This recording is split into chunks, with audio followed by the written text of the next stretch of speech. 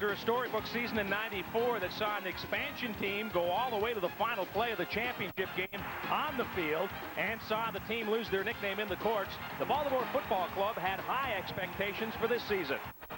But now Baltimore has settled on a new name, the Stallions. And the Stallions have a lofty goal for '95 to win the Grey Cup. You can see their first step toward that goal next on HTS.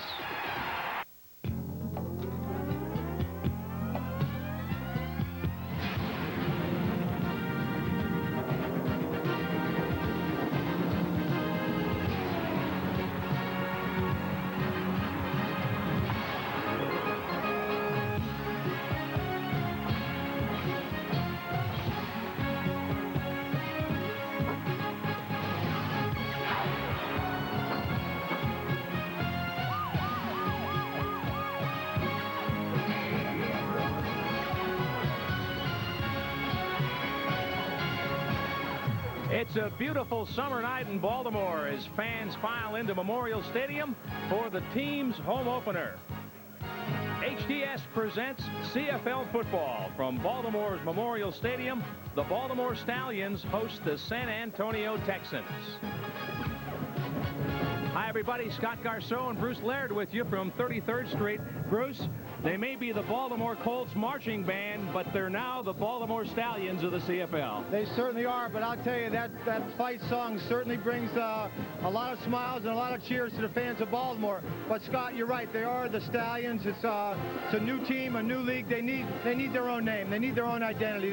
They've earned it. And tonight they need a win, as you see the Stallions sign here at Memorial Stadium, Bruce. They lost their opener, a tough one, a rematch of last year's Grey Cup. Well, they certainly did, and they had a lot of emotion going into that game. And I asked Don Matthews real quick, were they too emotional for that game? And he didn't believe so. He just thought they made too many mental mistakes. Well, teams are led by quarterbacks, and tonight you can appreciate these two as a defensive back. Two veteran leaders. Let's start first with San Antonio's David Archer, former NFL quarterback, plenty of experience on his side. Well, David Archer's got all those tools, Scott, but he's one-dimensional out there tonight. He's going to want to throw the football. He's going to be looking for his first receiver. If he's not open, he'll go to his second or third guy right away. And David Archer, he is a competitive leader, and he'll stand in the pocket and take a hit. There's no doubt about that, and he'll always be looking for an advantage. He was able to find the pre-snap read that the defense gives him, and he's going to be a tough one to beat tonight. And, of course, on the other side, the triple threat of Tracy Ham. He can beat you on the ground. He can put it in the air. He can do a lot of things to mess up a defense. Well, Tracy has really come into his own, again, the last couple years. He loves Baltimore. He loves playing with his football team. He's really excited about the running game. What Tracy's got to do is continue to move the football all 4 quarters. Hard to say a must game, second game of the season, but it'd be a tough way to start 0-2 if they don't get this one. Oh, Scott, I think it is a must game. I think when you lose your opener, all of a sudden all those little doubts creep in that you've been working to get out of your mind. You know, you work hard training camp, you want to win the first one, you go up to BC, you have some tough luck, lose it. Yeah, this is a must game for these guys. All right, the Colts fight song in the background. We're just about ready for some CFL football. The San Antonio Texans and the Baltimore Stallions. Get used to it. Coming up next.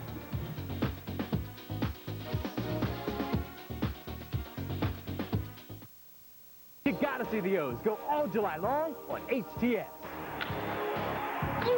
If we're gonna make our move, we gotta start now. We aim to tame the Jays, the White Sox, the Royals, the Twins, and a Ranger. Plus, Cal continues his quest to rewrite sports history. This is Shaked It. This is Baked It. This is O's Baseball in July on HTS. The 1996 Olympics, the next worldwide gathering in soccer. We'll find out who is... As the Big Bad and Blue crew brand the San Antonio Texans. We'll get the party started while the division championship flag soars high above Memorial Stadium.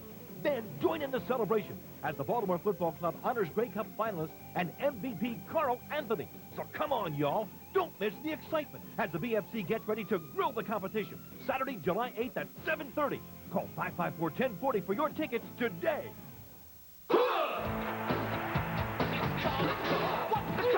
HTS has got it all. More sports. HTS. Capital. Bullet skin. X and O.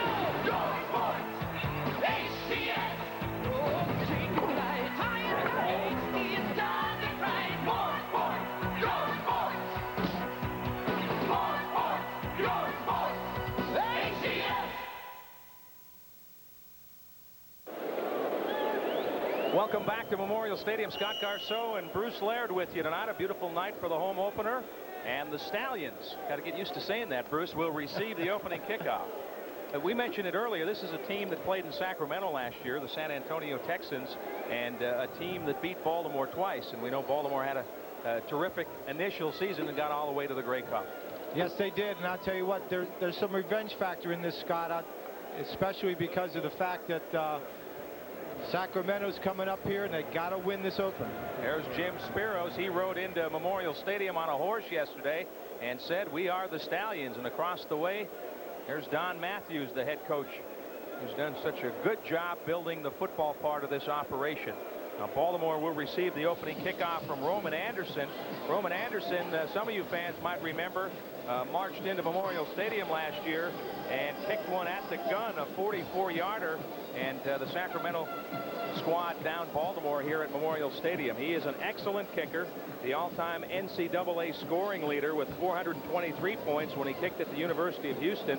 And Bruce, we might want to look, talking to the coaches yesterday, to a few gimmicks on the special teams, and we might see one here on the opening kickoff. We certainly might. They want to get the ball to right if they possibly can. They've been doing a lot of fake reverses during the preseason, Scott. We may see them use that strategy tonight and let them come with one of those tonight with a fake reverse. So if you see it come down to Lester Smith, who's on the near side of your screen, don't be surprised if he crosses over and gives it to Chris Wright on the reverse.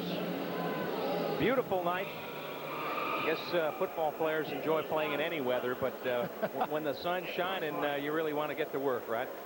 Well, you can't ask for a better evening. The field's a fast track. That new grass is really taking hold, so we should see great footing out there for both clubs. Roman Anderson just about ready to put the foot into it, and the home schedule will be underway. San Antonio won their opener. Baltimore lost at BC. Now this is coming down to Lester Smith, and there is the reverse to Chris Wright. Wright across the 25, got some room, 40, up to the 50, and nearly up to midfield. Tackle at about the 52-yard line. Well, I'll tell you what, that play certainly worked for him. The preseason set it up very well with all that faking, and that time Chris Wright took it and went with it.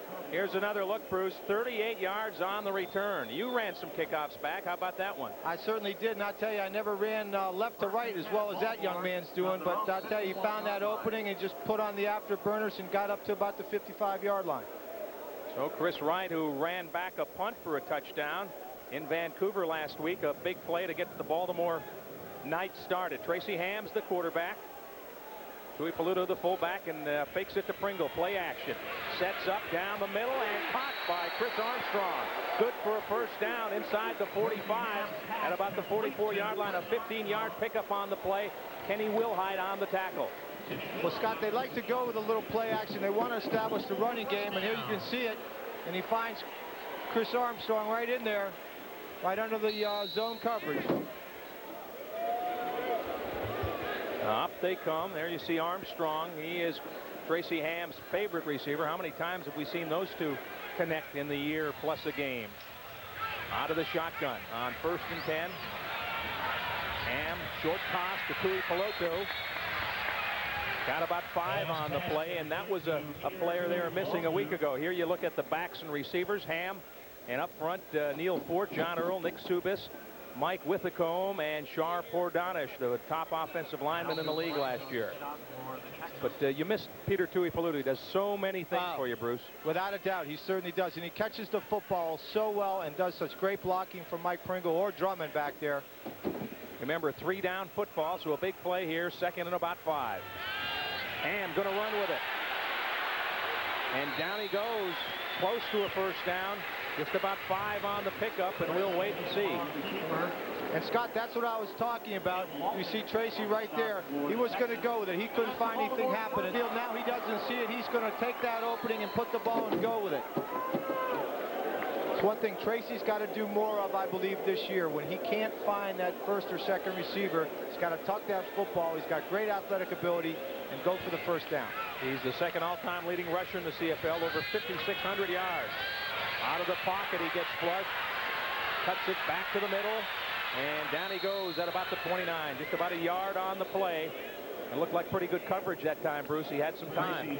He certainly did, and I'd say that's called basically a coverage scramble. The coverage was so well. Here's you're looking at the defense here. Collins, Spears, Bethune, and King up front, the linebackers. And then in the secondary, veteran Bobby Humphrey, Jason Wallace, Gerhardt, Cavness, and Frank.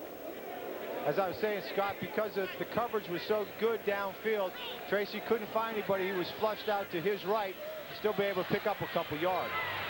Second down and 9. 3 receivers to the left.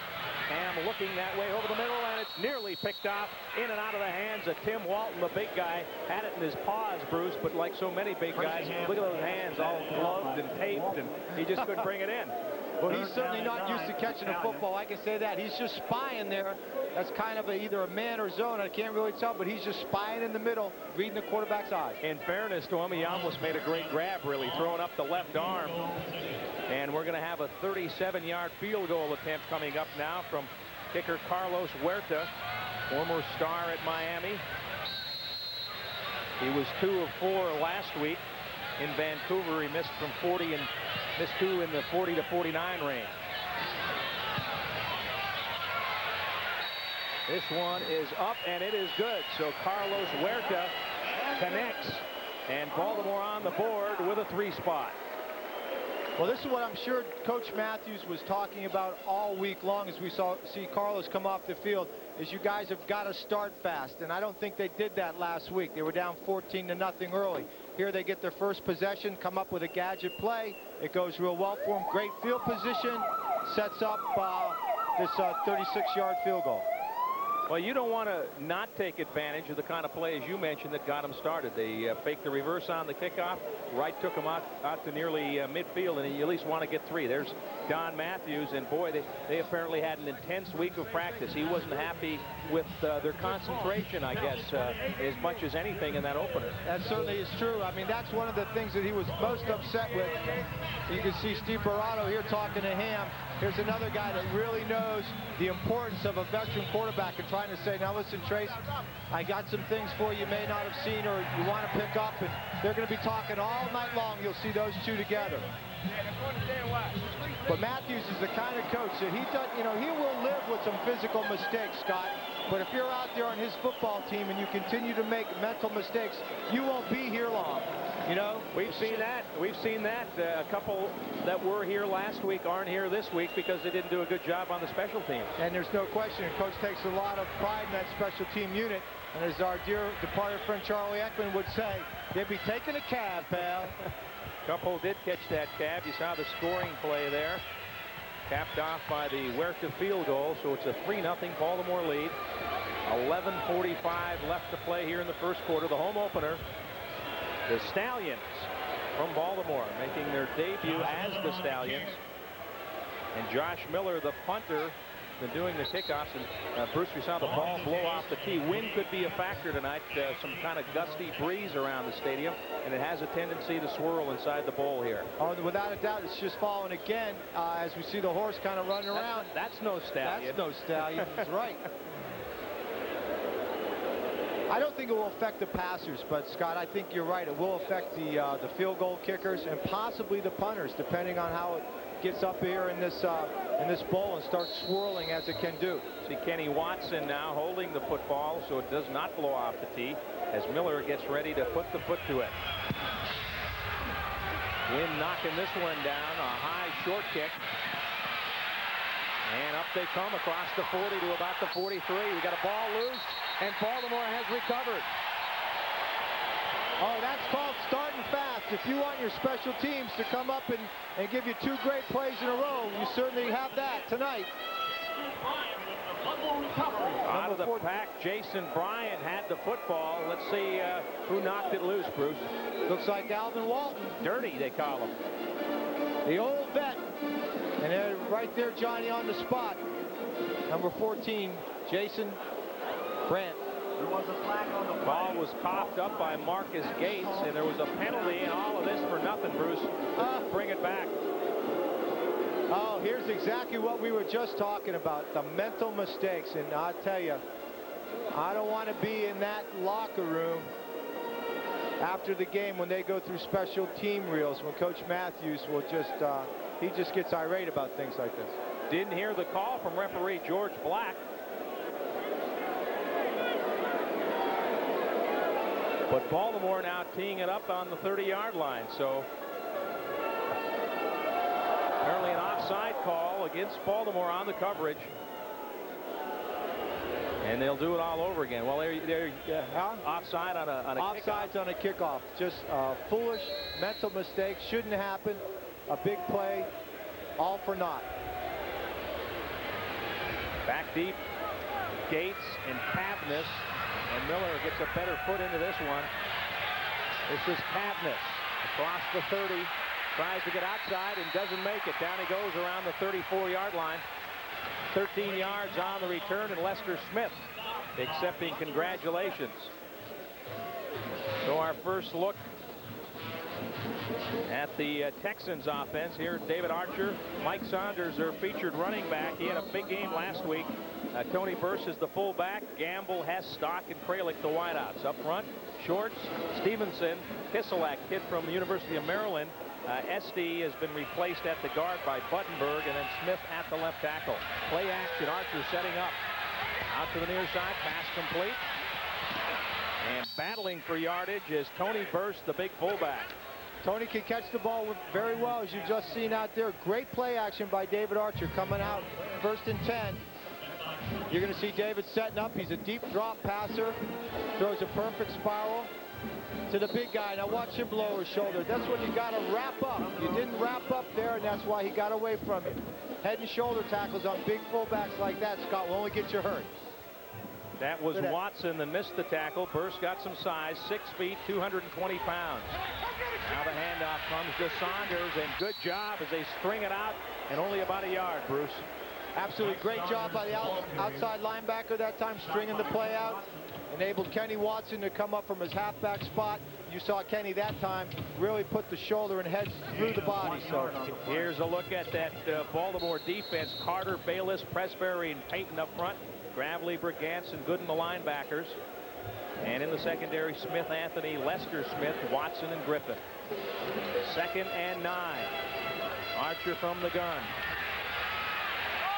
Flips over the middle, complete to Burse. He's got a first down. He's to the Baltimore 50-yard line. So Tony Burse sneaks out of the backfield for 2 catches here in the early going. Scotty, that's called an old check down play. You're expecting zone. David Archer was expecting zone, 1st and 10. He lets the receivers all air it out. All the linebackers drop real deep. You'll see him again with a deep drop. He just throws it to Burst. No one's around because the linebackers are dropping so deep. Bingo, 12 yards. Archer, an 11-year pro, 3rd year in the Canadian Football League, all 3 with this franchise. Short drop this time, looking deep. Throwing for Gamble, it's incomplete. Coverage by Ken Watson. Well, he aired it out that time for David Gamble, but the coverage right there. Well, I'll tell you, there's the old pro in David Archer coming into play right there. He sees man-to-man. He sees the corners up pressing. He gives a go-ahead. They may have something already worked out. He just takes it for the fade. And again, Baltimore may have to put more pressure on Archer in 1st and 10 to get to him because they only sent 4 guys that time, Scott.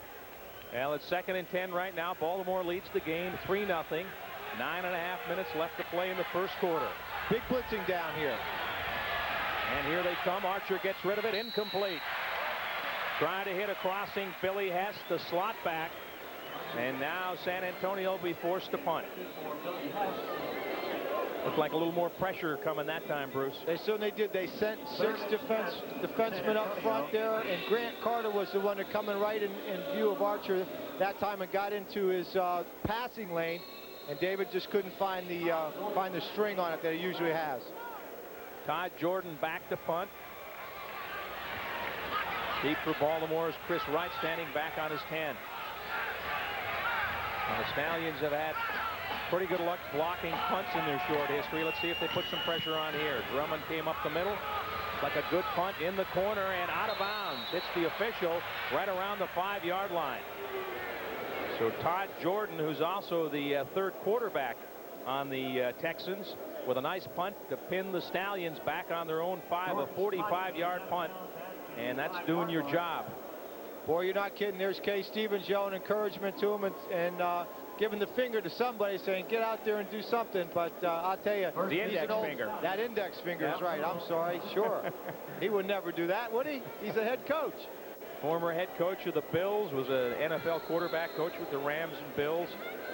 Also coached in the World League. The Sacramento Surge won the World Bowl in '92. Here comes Tracy Ham and the Stallions offense. 1st and 10 from their own 5. They've got 105 yards away from that goal line. From his own end zone. Plenty of time. Now he's going to run with it. And cuts up to the 15, and down he goes, just about a yard short of a first down. I tell you, what a great job by that offensive line that time to give Tracy all that time. Plenty of time back there. He had a chance to look at 3 or 4 people.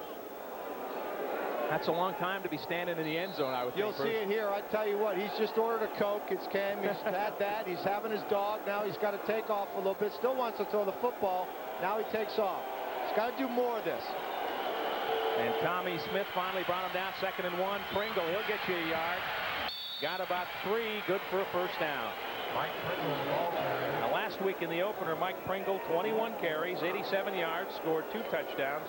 Of course, if you didn't follow Baltimore's effort last year, Mike Pringle established a CFL record. He ran for 1,972 yards. You got to see more of Mike. He's going to be carrying the ball much more this evening. I tell you, Tracy's right now is featuring the pass, but Mike will be involved. Here comes the blitz. And Ham checks off to Skinny Culver, and not much going there as they stack him up short of the 20. Will Height up to make the stop. My old NFL teammate, not teammate, my old NFL compatriot, Billy Bradley from the Philadelphia Eagles is their defensive coordinator. What a ball hawk he was. Man, could he scoop them up. I tell you, he ran punts back and everything. But he's going to have these guys mixed up a lot of different coverages, man, zone, combination man and zone. Scott, it's going to be interesting to see how well Tracy picks this up. This is 2nd and 9. Pretty good time, flips it out, not a lot on that pass, and that's not enough for a first down as Pringle is tackled immediately just across the 20-yard line. So Josh Miller and the punt team come on. He's looking for Skinny, can't find Skinny, just wants to get it out there. But there's the big guy again who put up the ball the last time in there to knock down that pass. Tim Walton. Tim Walton put a nice little hurting on Mike. 6 feet, 250-pound middle linebacker. Whoa. Havness and Gates back to return the punt from left-footed Josh Miller. Not a good one. Low kick. Let's see if he gets a bounce. Short hop. And a penalty marker down. Didn't have that 5-yard cushion, it looks like. Only a 33-yard punt. And now they'll check out the penalty. The referee tonight is George Black. Brady Cadmus covering. Check it out. Does he give him 5? There's a flag on the play. It's like about maybe 3.5. Maybe 3.5, 4. Awful picky there. Hey, Bruce, the rule is 5. You got to give him 5. No, you don't. No yards. Only if you get caught. Baltimore number 69. 5-yard penalty. First down. You heard the call against Robert Davis. Now, Robert Davis is the snapper, so he was down there in a hurry, but maybe a little bit of too much of a hurry. Well, that's a tough play. You got to be thinking that the ball's bouncing around. The receiver's going to try and pick it up and go with it. You can't just over-relax. Yeah, special visitor. There he is, number 1 pick in the NBA draft. Hey, Joe. Joe Smith, now property of the Golden State Warriors. And boy, did he give us some thrills here in Maryland the last couple of years. Oh, and what a fine young man and what a great basketball player. I just couldn't have been happier for him and Coach Williams and the whole staff. You want to hit Joe up for a loan while we got him here, Bruce? Geez, yeah. See if he's got any cash. Baltimore Football Club would like to thank the following companies for participating in the Business Booster Program. Please support the businesses who support the team. A.G. Edwards, Advantage Enterprises, AT&T, Fon Industries, Computerland Northwest, A1 Pizza in Waverly, Gartland and Company, and Greenmount Loan and Jewelry. Some of the sponsors. So Sacramento, or San Antonio, that was last year they were Sacramento.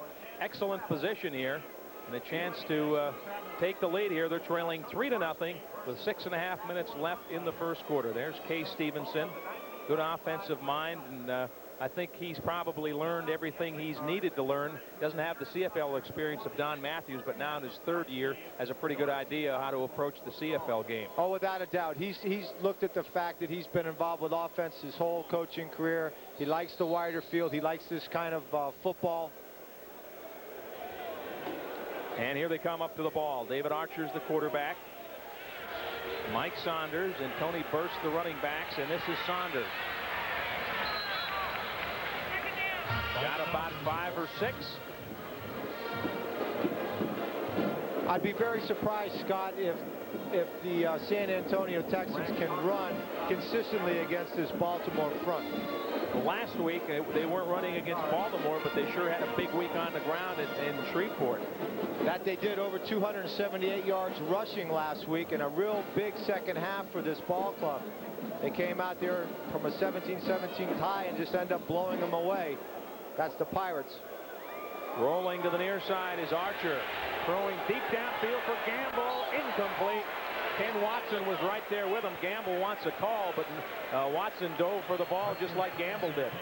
See, there you can see some of the athletic ability of David Archer a little bit. Although he's not a runner, he can throw on the run and can work with a moving pocket. That time Kenny Watson over his back a little bit, but like he may have grabbed him on the right arm, but I don't think it affected the play at all. And if you're an official, I think that's a good call. I think it is. You got to look at the fact that, you know, could he catch the football, and that ball was somewhat uncatchable. We've got a long field goal attempt coming off the foot of Roman Anderson. Like a 51-yard attempt. And remember now, this can be run back. Kick is up, and it is good. Anderson, with a little room to spare, knocks one through from 50 yards out. Boy, did he have some. He still had a little room to spare, Scott. I tell you, he hit that every bit as well as you possibly can hit it. I think he likes the turf here at Memorial Stadium. He beat the Baltimore CFLs last year. And here to high snap. Good job by the holder, Bruce, to get that down. He sure did. It didn't phase Roman, though, at all. He stayed right with it. Looks like a great little Matty 9-iron, doesn't it? And that nice, gentle touch. Yeah. It didn't back up when it hit. Have a cheer for you. So the Texans huddle with their special teams. We are tied, and the big wheel's down on the field. I wonder if he knows how to spell Stallion. Yes. T.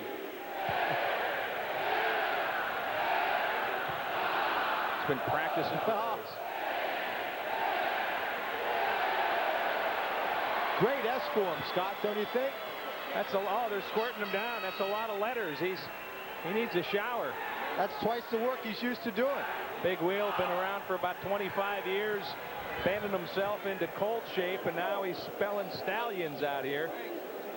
There you see the drive, not much of a drive, only 6 yards, but a 50-yard boot off the foot of Roman Anderson, and we're tied at 3.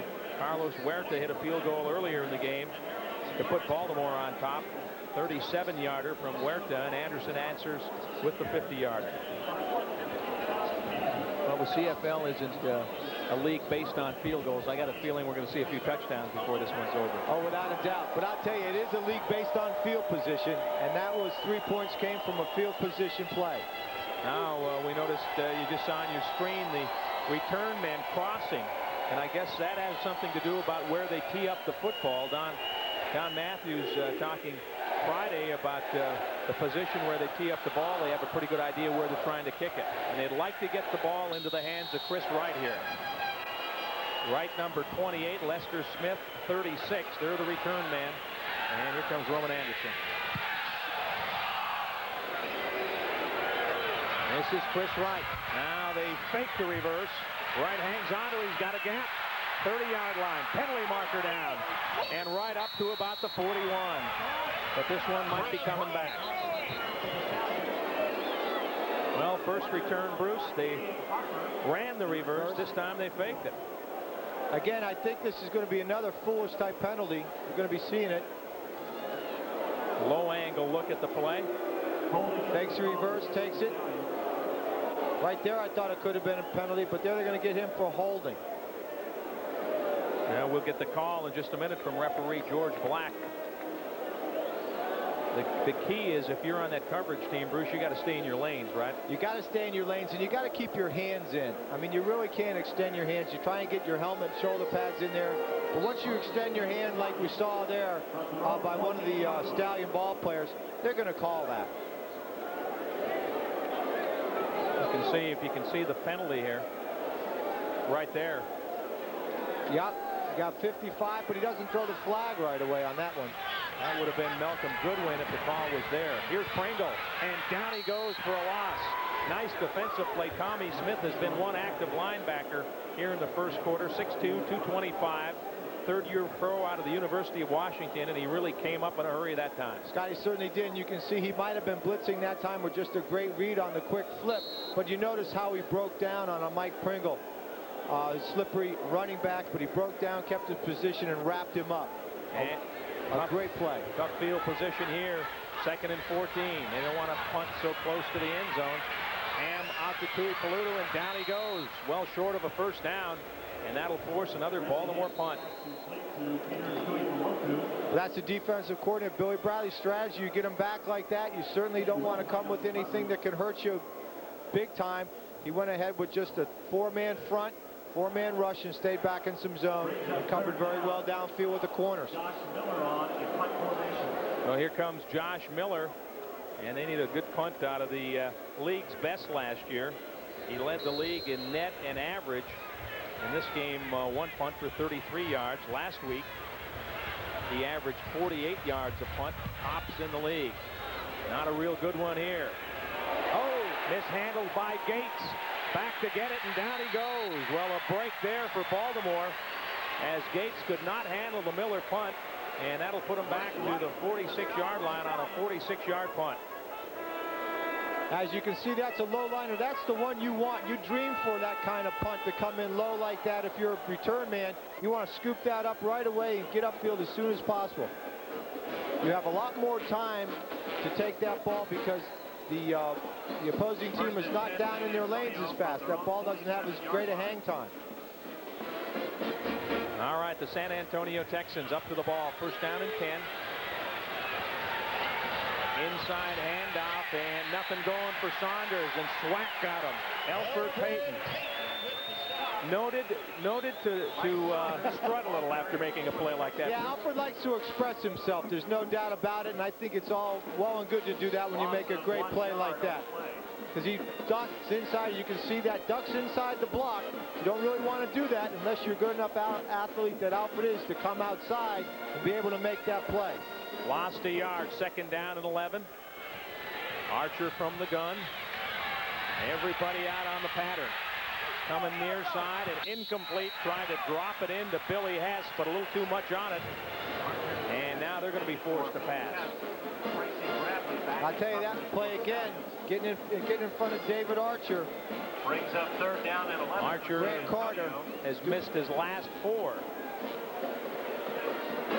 Send those 6 people and expect your people, your secondary, to play man-to-man with a lot of crossing routes. Todd Jordan punting to Chris Wright, who's back in single safety right there, number 28. Wright ran one back last week against the BC Lions, a 55-yard return. Here they come. Jordan gets it off. Looks like the wind played with that one a little, Bruce. Yeah, he's not getting a real sweet drop on his foot that time, and you know, you can see it almost reversed, had reversed English on it. Scott got up in that wind, as you mentioned. It came right back down, a 27-yard punt. Certainly not one to be real happy with. So a little change in field position here. It looked like Baltimore was pinned back on their own goal line, but after an exchange of punts, Stallions with good field position here, as you see the wind whipping around Memorial Stadium on what otherwise is a perfect night for football.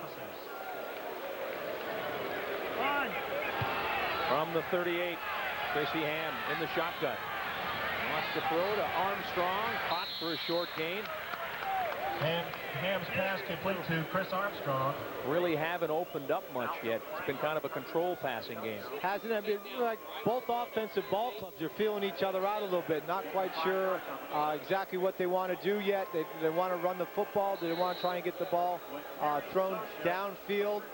Both QBs are having a hard time getting the ball thrown more than 10 yards downfield so far this evening. Kind of like the early rounds of a fight here as these two offenses kind of just feel out. Looks like well, Tracy's seen something right here, Scott. He saw something there. Let's see what he's going to. Pressure up the middle, incomplete, trying to get it to Reggie Perry, and Perry was double teamed. Good coverage there as Jason Wallace and Tom Gerhardt, the free safety, came up. And boy, we got a punting battle on our hands here. We certainly do. Well, both of these defenses are playing extremely well. There you see the combination we hope to see more of, Ham to Armstrong. Those two last year, Armstrong he's played 24 games with Baltimore, and he's caught 22 Tracy Ham touchdown passes. And the two also combined for 12 touchdowns when they were teammates with the Edmonton Eskimos. So that's a combination that's one of the best in the league, Ham to Armstrong. Miller. A high wobbly kick from about the 21. It's Marcus Gates. And down he goes. 44-yard punt from Miller, a 7-yard return. And San Antonio takes over with 1:25 left in the first quarter. Just a couple of field goals. That's all the offense so far. Well, you're coming up on almost 5 quarters, Bruce, where Baltimore has not been able to score a touchdown against this team. Going back to last year when they were Sacramento, they got shut out. Something you rarely see in the CFL. There's no doubt about it. Although that game was at a mud bowl, there we see owner Jim Spiros. I'm telling you, he's concerned about this. He's with Commissioner Larry Smith standing next to him. Hopefully we'll be able to talk to Larry at halftime.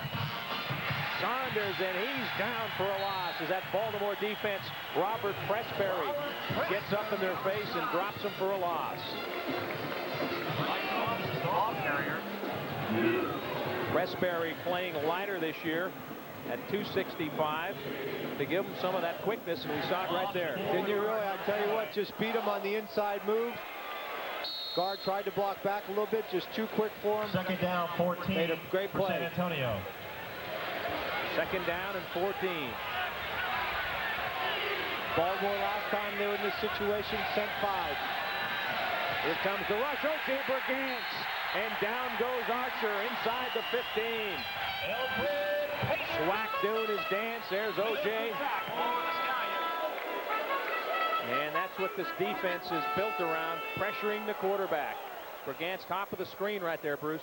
Just a great move. Just like Lawrence Taylor against an offensive tackle. Just too quick for him. Beat him with the outside move. Did the little swim, and David couldn't do anything about it. Archer had to take the sack. And that's really the advantage of playing him at middle backer. You can hide him in so many different areas and send him after the quarterback. No question about it. They're great move there if they could find a defensive end to come in there and put pressure on the quarterback, which they think they found in Grant Carter. Jordan to punt from his own end zone, and Baltimore should have excellent field position here. Jordan hits a good one here, driving right back from about the 50, midfield, and down he goes at about the 52-yard line. So Baltimore takes over after a 47-yard punt from Jordan, an 8-yard return from Wright, and they needed a good punt, and they got one that time. They certainly did. They were in a hole, and they came back out of it with a great punt and real good coverage. And that is the end of the first quarter. Nothing but field goals so far. It's the Baltimore Stallions 3 and the San Antonio Texans 3. And we'll return to Memorial Stadium right after this. I'm Leif Elsmo of STX Lacrosse Weekly. Stadium tonight, the home opener for the Baltimore Stallions. And Bruce, 3-3 after one. Has this been good defense or sluggish offense? I think it's a combination of both, but I think it's been more so on the defensive side of the ball. I think it's been good defense by both clubs so far. Both clubs up front have done the job, and their secondaries have doing the job. So I think it's a matter of a defense and winning over the offense right now, Scott. Stallions from the 52-yard line of San Antonio. Ham play action. Plenty of time. Throws incomplete. He had Armstrong open. And now maybe a late hit. Earl jumps on. Got some pushing and shoving back there. The guy Earl trying to protect his quarterback. Thought maybe Tracy Ham took a late shot. He jumped all over that defender. Second down. Well, Tracy's out there smiling. I know he saw Chris. I know he wanted to get him the ball, but I guess, you know, defensive tackles, when they're in your face, it gets awful hard to put that ball exactly where you want it. 2nd and 10. And good protection. Throws underneath to Pringle. Trying to get the first down. He's got it. Still on his feet. And all the way inside the 30-yard line to about the 28 or 27. A big play from Mike Pringle keeps the drive alive. 23 yards on the game. Well, that's the thing Mike can do so well. But coming up here on the screen after Mike catches the ball, watch to see this lick that Skinny Culver puts on him to open that up. And that's Mike, all Mike Pringle, shedding tacklers and just good speed there to get to the outside. Ham out of the shotgun. Looking like he's going to run. Tucks it in, 20, 15, and out of bounds right around the 10. Another first down. 17 yards on the gain, and the Stallions are moving. Anytime you play a two-dimensional quarterback, Scott, as we see Tracy Ham jogging back to the huddle, your defensive ends must think containment. You must come up the field. If he's going to get outside, he's got to do it by stepping up in the pocket. You can't give him the wide outside areas. He's just too good an athlete. 4 rushes, 33 yards for Tracy Ham, and you said coming in, he needs to do more of that.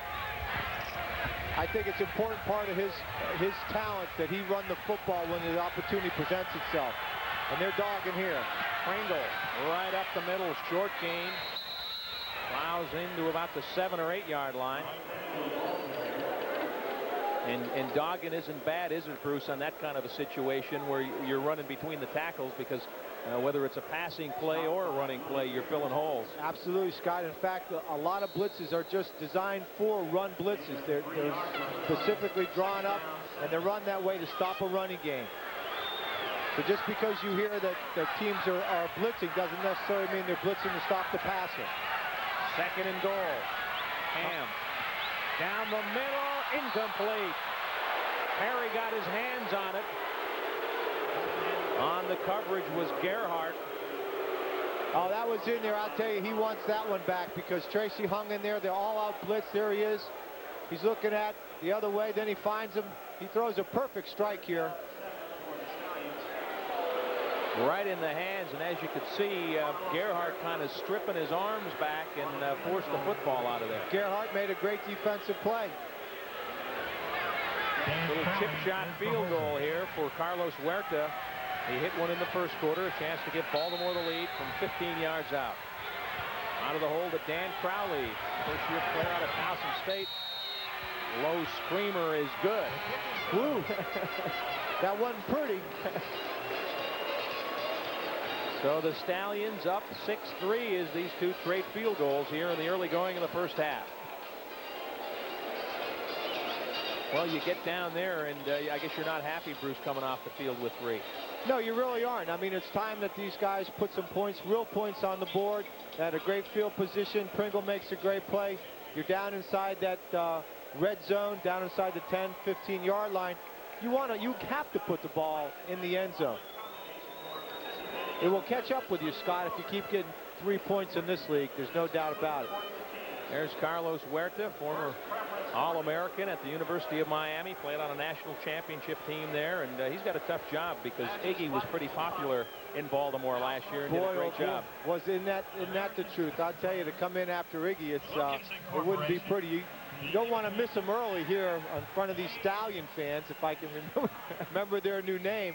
But, yeah, I wouldn't want to go on a bad streak and be 0 for 5. Let me ask you, next week, Baltimore plays at San Antonio. Same team, right back at it. Is that tough from a player? Or did you go through that in your pro career? We never had any situations like that, Scott. I got to think that's real hard on you. You really want somebody else to beat up on. You know, you're a defensive player. Although the preparation makes it a lot easier for you, but mentally going down there and playing the same guys. Jim Sparrow's down there. Jim and the Baltimore Football Club would like to thank some of those business booster program. First Preference Mortgage, Badges Buttons Plus, Maelstrom Athletic, American Space Planners, Wilkinson Corporation, the Image Makers, May Ambulance Service, and Mr. Tire. San Antonio with the football here. On first down, Archer sets up the middle, and a short gain on the play. Just got back past the line of scrimmage. And now some pushing and shoving going on as Payton gets into it. Archer on the keeper. Boy, the tempers are flying early, and you'll see here just a 5-man rush. Archer loves the deep drop, can't find anybody. That's a coverage situation. 1 yard on the play, second down 9. The big guy's coming off the blocks very well. So Archer, who you will not confuse with Tracy Ham when he runs the football, got a yard, second down and 9. This is a big blitzing down. Obviously, it's a passing down. We'll see what they come with. Safeties blitzing. Roll, and he drops it in there. A nice toss. Plenty of touch on that pass as Mike Saunders, the running back, makes the grab. He is a good receiver, but give credit to Archer as he just dropped it in over the defense. See, that's one of the great things David has the capabilities of doing. He sees it. He was going for him right away. Must have known it was blitzing. Look at that touch right there on Tracy Gravely. Linebacker on back. Halfback ran a great route. If you're covering and you see that dropping in there, you say, uh-oh, can't quite get there. Oh, you just want to say, do I have a shot at him dropping that? 25 yards on that pickup. And here comes Mike Saunders battling up the middle. Saunders, 5'11", 205-pounder out of Iowa. He's a fourth-year pro, first year with this team. They got him from Saskatchewan. He ran for over 1,200 yards. You see the numbers on the screen, over a 5-yard average. He is a good one. And when they lost Troy Mills, not standing back with him last year, they said, we got to replace him with quality, and that's the man. And he came right in, I guess, a couple days worth of practice and had a great opening week for him. 2nd and 5. Archer looking down the middle, tucks it in, now throws it, got his man, it's Saunders, touchdown.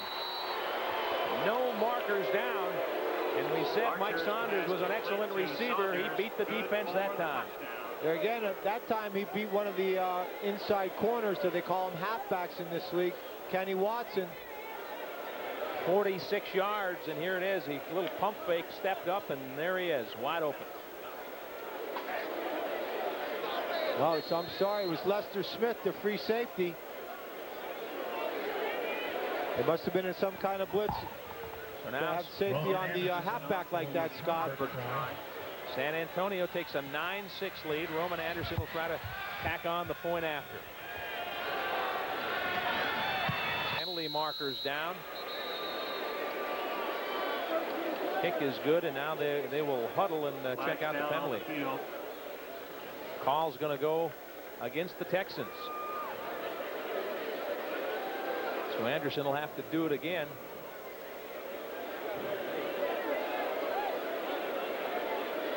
It's another penalty that'll drive a coach crazy, right? Oh boy, they get an automatic point. All those gray hairs. Illegal substitution. Illegal substitution. Number 45, San Antonio. Well, Tom Gerhardt, take a bow. Illegal substitution is the call. Roman Anderson. That's Gerhardt out on the right wing. He's a little defensive back. They're making a great play on one of our receivers in the end zone. What's he doing on the wing there? He's going to get hurt. And it's up and good. So no problem after the penalty as Roman Anderson converts. The kick is good. And Baltimore in the hole now, trailing 10-6 after losing last week. And another look at the score. David Archer, the running back Mike Saunders, who got behind Lester Smith. You know, as we said in the pregame show, you can tell David Archer's, you know, he's mobile. He's not going to want to run the football, but he'll get out of his own way in the way of some defensive players every now and then. But he's looking to pass the football. He's looking to move the football downfield. That time he did an excellent job by finding Perry. 11:08 to play in the first half. The Texans 10, the Stallions 6. And so far, the Stallions debut has been less than stirring.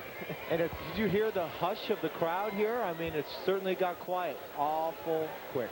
No matter where you are, A long touchdown by the visitors will make a crowd get quiet in a hurry, won't it? Sure will. Kay Stevenson has to be happy with his defense here in the early going. There's that last drive, 5 plays, 75 yards, used up just over 2 minutes, and Archer going 46 yards to Mike Saunders for the score.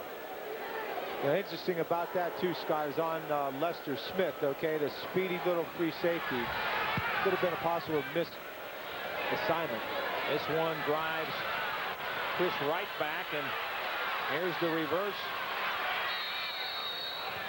up to about the 33-yard line. So every kickoff so far, they've either ran a reverse or faked a reverse, and more of the same that time, as Chris Wright has been the guy getting the ball every time.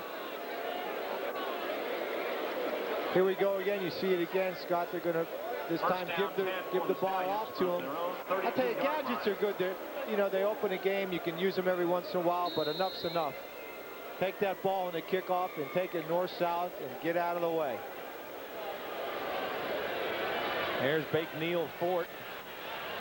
It's a slim down version. He's playing about 60 pounds lighter than he was in the Grey Cup last year. When Guy, what's that mean? Is that 300 now? 335.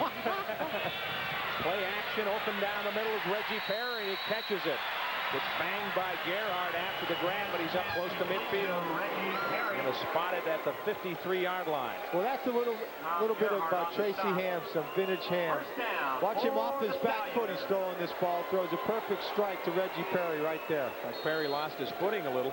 He tried to plant, but still made the grab. Reggie Perry, a versatile guy, was a 2-year starter at quarterback at Southern Cal. Came into camp this year as a fullback. Played slot and wide receiver last year, so he can do it all. Tracy with some time. Now here comes the rush. Upfield, incomplete. Trying to get it to Robert Drummond. Ham's pass intended for the most part, you'd have to say the offensive line has done a good job. Tracy Ham has had time. Without a doubt, Scott, I think he's had plenty of time. And I tell you, when he has been flushed, it's been after 4 seconds. Second down, 10 Stallions. And really, as a defensive back, when you're asking your defensive line, you really know after 3.5, 4 seconds, you're at the mercy of the receiver and the quarterback. Second down and 10. Tracy out of the gun this time. Looking for Drummond on the short toss. He's got it, but he's well short of a first down as he gets to about the 53-yard line of San Antonio. And we'd like to wish a happy birthday to the wife of Mayor Kurt Schmoke, Patricia Schmoke. So third down, 5. Your new year is off to a good start. Josh Miller comes on in punt formation. And here is Josh Miller, who's got quite a workout here in the first half. Marcus Gates back deep for the Texans. On the near side with it, a good kick. Gates watches it sail out of bounds right near the 10-yard line. So a good kick from Josh Miller pins the Texans back on a 43-yard punt. San Antonio with a 10-6 lead takes over with 9:13 left in the second quarter.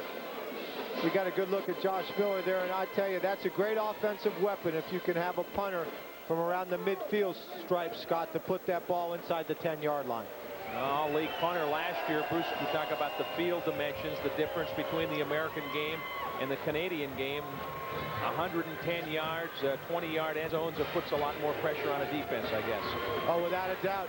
There you can see 110 yards long, 2 20-yard end zones, and 65 yards wide. That tells the real story. And here we got the NFL, where you got 100 yards long. Your end zones are only 10 yards, and it's 53.5 yards wide.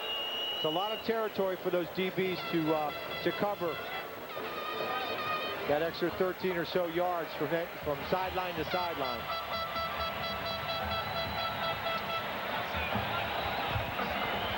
So David Archer's got some work to do. He's about 100 yards away.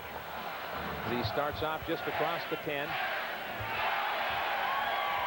I'll tell you, I look for Archer, Scott, to come out of here with a little play action and try and get the ball deep. This is kind of like this is the play selection Archer likes. He's down inside a little bit. He's got a great play action type move And see if he airs this ball out a little bit, tries to get out of the hole here on 1st and 10. And don't forget, all you fans, fireworks night here at Memorial Stadium Saturday, July 22nd at 7:30. Want to mark that one down on your calendar, and tickets available. You can call 554-1040. Come on out and see the Stallions and enjoy some fireworks, even if it is after the 4th of July.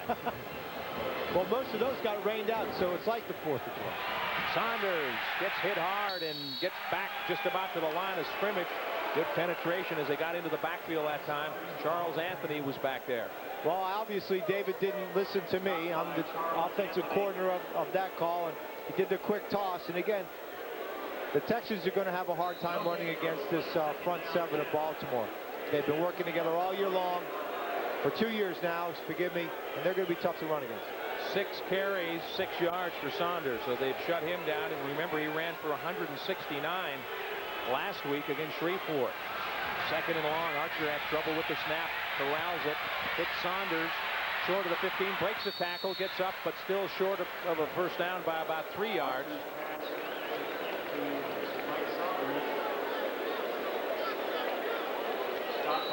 And here comes the punt team. I just think Kay was going to gamble down there, but we're kind of waiting for him to come on. See, Scott, that's good. That's good defense by Rob Price and his staff that time. You're down inside there. Send 4. Make sure that Archer gets some pressure. He knows he's going to throw the football. CFL doesn't have a lot of screen and draw to it. It's not a big part of their offense. Play a little zone, make them throw it underneath, and then come up and make the good, solid tackle. If Saunders would have broken that tackle, then all that would have been for naught. And this is Todd Jordan. Remember, he is the 13 quarterback, so at some point in this game, not here probably, he could possibly throw a good kick. Drives right back. And, oh, he gets upended. And a big tackle, and we've seen that guy flying around the field. That's Tom Gerhardt. Boy, he's been all over the place.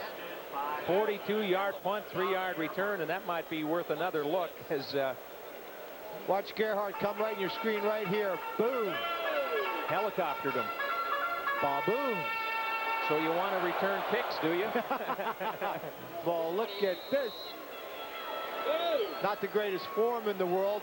Got the job done. But right? certainly got the job done.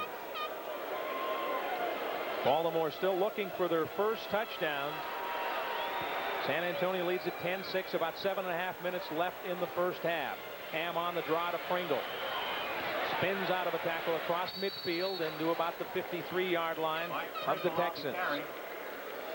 Well, Scott, you know, we haven't seen much of Pringle all evening. That's his maybe 2nd or 3rd carry of the night. Or 5th. Or 5th, okay. But we haven't seen much of him carrying the football. Only 7 yards on the ground for Mike Pringle. So their running game really hasn't done anything all evening, nor have they tried to feature it. Usually by now you'd see Pringle with the ball 10, 12, 13 times. No sustained drives. That's been the problem. Tracy gonna run it. Pump fakes at the 40, 35, cuts in and down to about the 32. That's been their best offense so far tonight. Tracy Ham tucking it in and running with it. Oh, without a doubt. I'll tell you, the offensive line's doing a great job. Look at this. He's plenty of time looking. Now he spots the hole. Look at the athletic ability, takes off. Going to see a great block coming up here, too.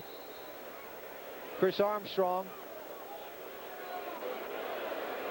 There you see some of those guys up front that are doing the job. Nick Subis, the center. Number 63, that's John Earl. And then big Neil Fort, 335-pounder. Slim Neil Fort. Big Cuz, an all-league pick last year. Here's the draw to Pringle. Fighting, keeping those legs moving, and down close to the 26-yard line. Well, we're seeing a little mix now, maybe, to keep that defense a little more honest, Bruce. Oh, and I think it's a great idea. I tell you, the type of running back Mike Pringle is, he's so good between the tackles, Scott. A quick hitter like that, or somewhat of a delayed draw, where he's got a little time to, you know, to get his feet going before he hits that line of scrimmage. He's a real tough kid to bring down. He's not very big, but I'll tell you, he's a load. 2nd and 4. Now Pringle shifts to the left to quarterback Tracy Ham. Ham looking near side, complete to Armstrong. Gets inside the 20. That's good for a first down. Keeps the sticks moving and keeps the drive alive. A little more crispness to this drive than we've seen. Well, there's Coach Matthews. Not a lot of expression on him, but Tracy sees the blitz right there. Armstrong has to recognize it also. They do. Good pass to Chris, and he gets upfield.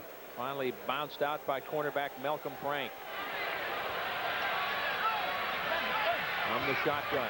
Trip wide receiver to the left, looking down the middle, and he overthrows Armstrong. He was open, and he just threw it a little too long. Oh, that's one I'm sure Tracy Ham would like to take back. As soon as a quarterback lets those passes like that go, Scott, they know it's not there and they want to take it back. So Tracy looking at his wristband there, checking his play selection, and you see how wide open Chris was. Boy, it doesn't get any easier than that. You know, you just got to get the ball out there. Again, the offensive line doing a great job. The backs realizing blitz. It was an all-out blitz that time. Tracy had what he wanted, just couldn't execute the play. Stallions trying to get back the lead. They trail 10-6. 2nd and 10. And with plenty of time, he's got all day. Now here comes the rush. Gets away, gets a block from Pordanish. Now scrambling back. This looks like Tarkenton. Wide open, Clark. Touchdown.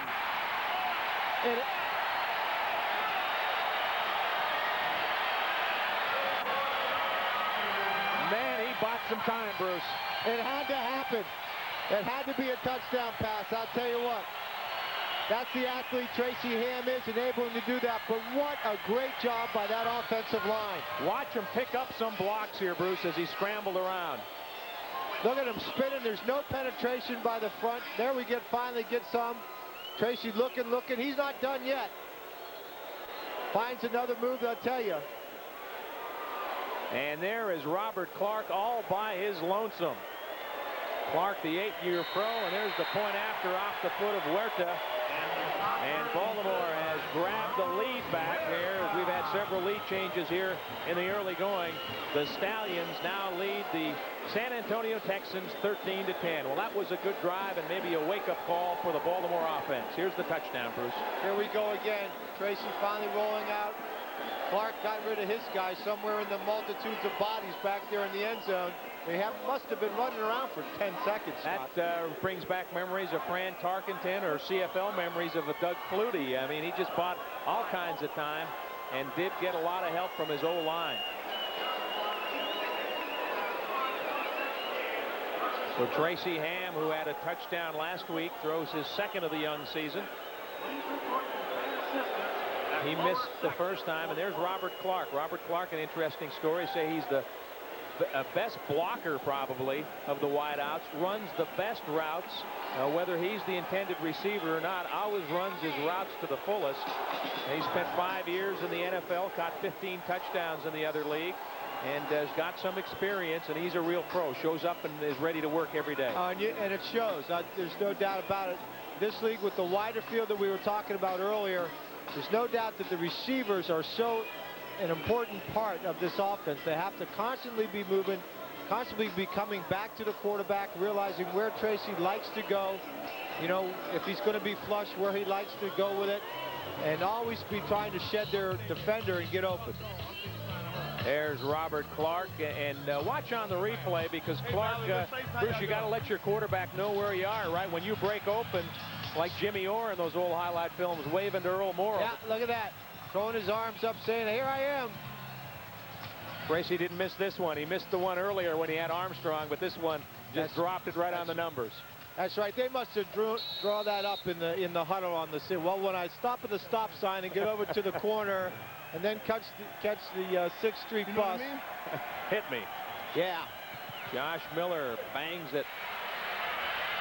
This is Gates. Runs into the pack and down he goes. Right around the 30-yard line, just across the 30. Where the Texans will take over a 20-yard return. 4:15 left in the first half, and now, Bruce, you get some momentum. Your offense scores a touchdown. You want to shut them down, right, if you're the Stallions. Oh, without a doubt. Get the ball back. Your defense wants to go out there. It's 3-and-out time or 2-and-out time in this league. You want to get them in a tough situation. You want to win 1st and 10.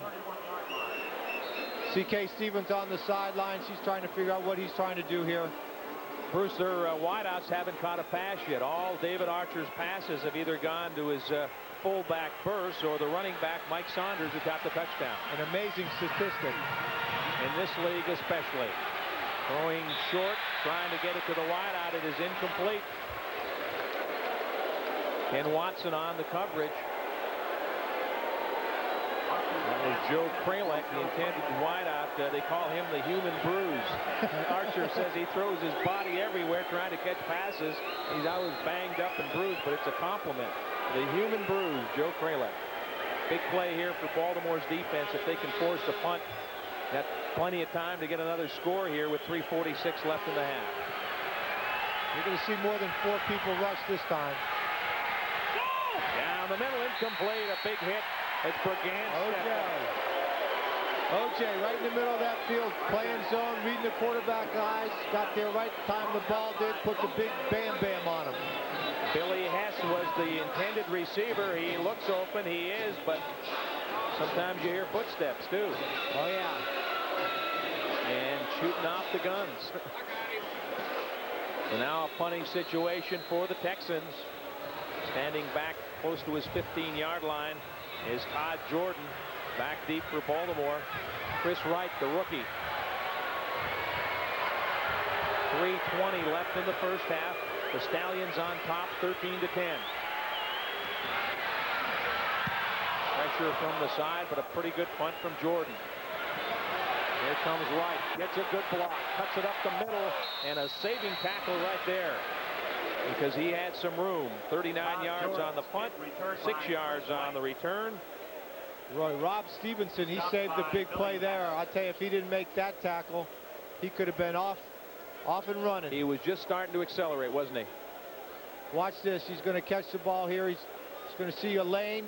After this good block, he's got the lane, and he wants it there. If he can get by this big guy, he's off and running. Good open field tackle for the big man.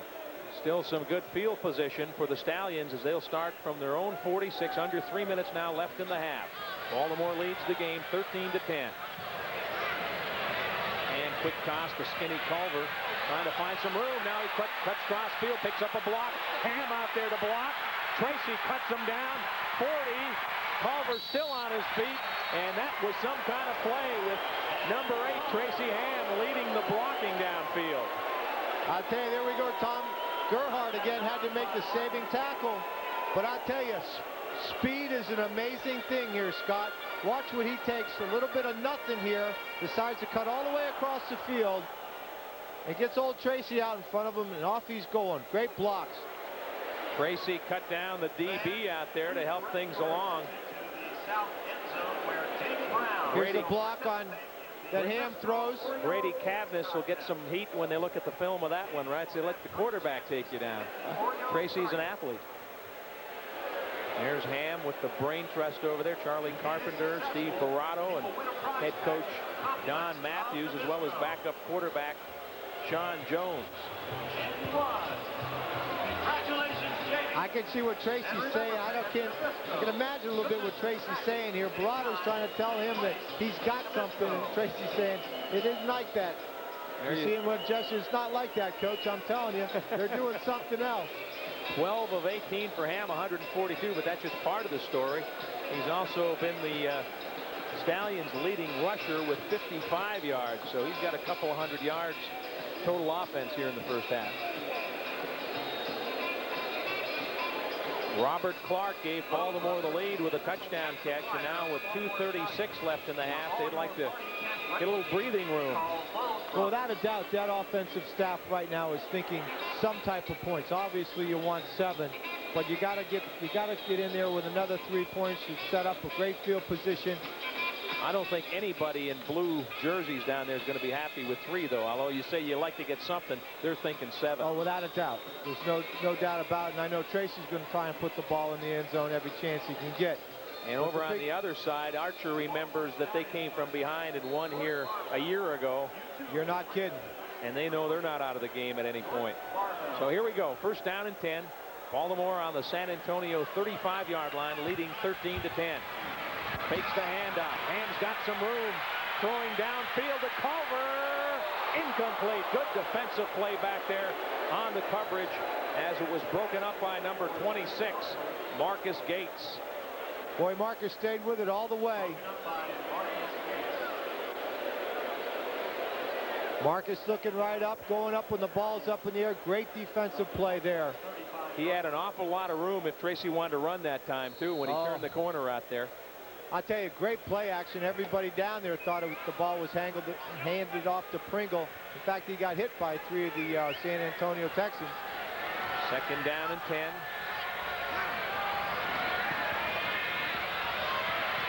Spinning around, trying to buy some time. Here they come, and down he goes.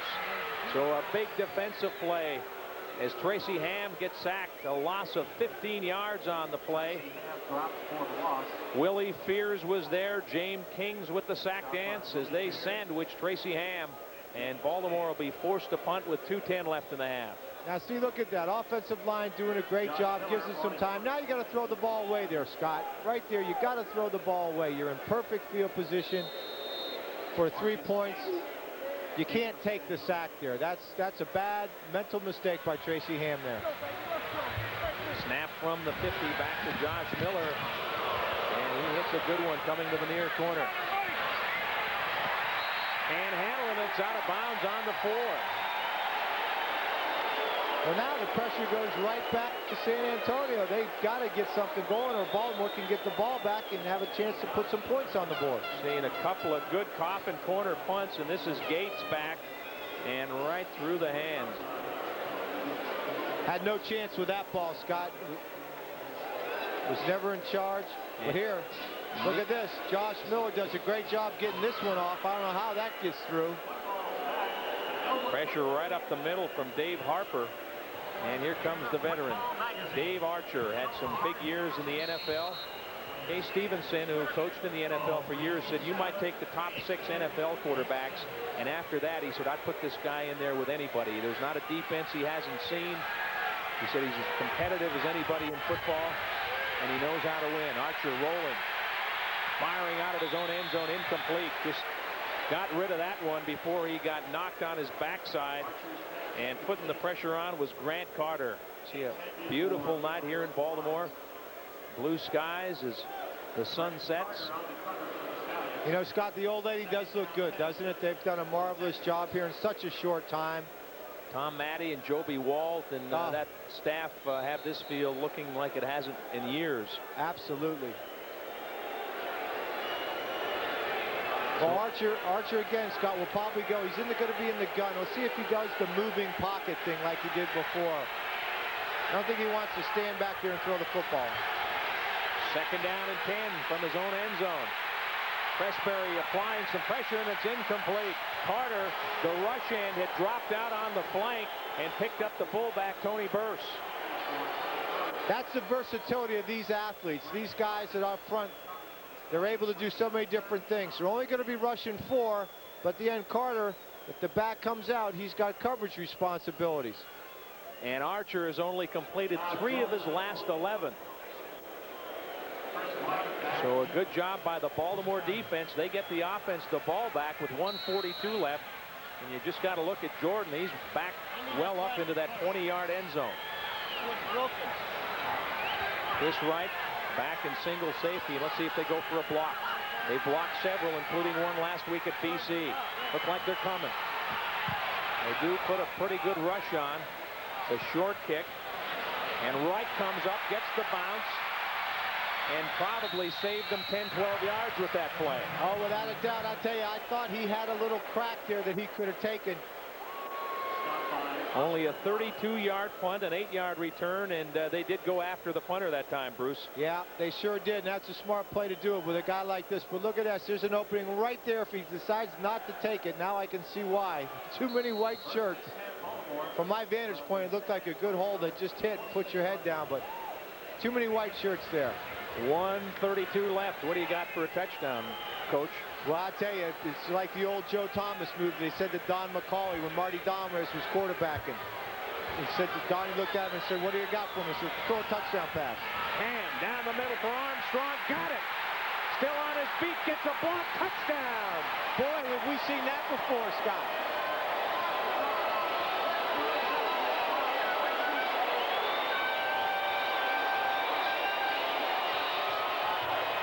"26 yards on the score." Armstrong caught it, and then he knew what to do with it, Bruce. Without a doubt, Chris Armstrong had just run such a wonderful seam route, and this time he just was able to get the ball, a perfect strike from Tracy Ham.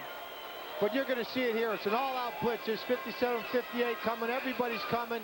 Look at that ball thrown perfectly. And Chris does it all by himself after that. All right, Huerta on for the point after. And also on that play, Tracy Ham hung in there. There's the kick, and it's good from Carlos Huerta. So with 1:25 left to go in the half, some insurance as Baltimore's offense has come alive here in the second quarter behind that man, Tracy Ham, number 8, getting the job done. And the Stallions now look like Stallions, Bruce. They're up 20-10.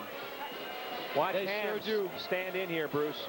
This is the part we don't see it. He knows the blitz is coming, but he stays right there, takes it from the blind side. Stays in there, but hey, Scott, what a perfect strike he threw.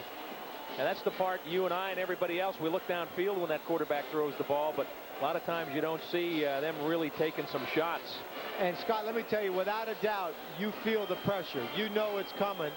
Don't let anybody kid you. He knows he's going to take that lick, and he stays in there and delivers the ball. You got to give the defense some credit. They got the ball back, and the offense went right to work. 2 plays, 26 yards. It only took 7 seconds. Ham to Armstrong for the, let's see now, those two in Baltimore. This is their 27th game, I believe, 25th game, and that's the 23rd time they've connected for touchdown passes.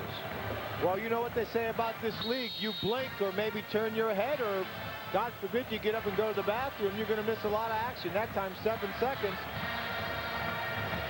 And here's Miller to kick it off for the Stallions. And this is Marcus Gates. Gates spins out of a tackle from Goodwin and then is forced out of bounds. Matt Goodwin upset with himself. He sure was, Matt. Again, he's a linebacker. He knows you got to wrap up. Helmet and shoulder pads just is not enough. It's not even enough in high school football anymore. I tell you, the backs are too good.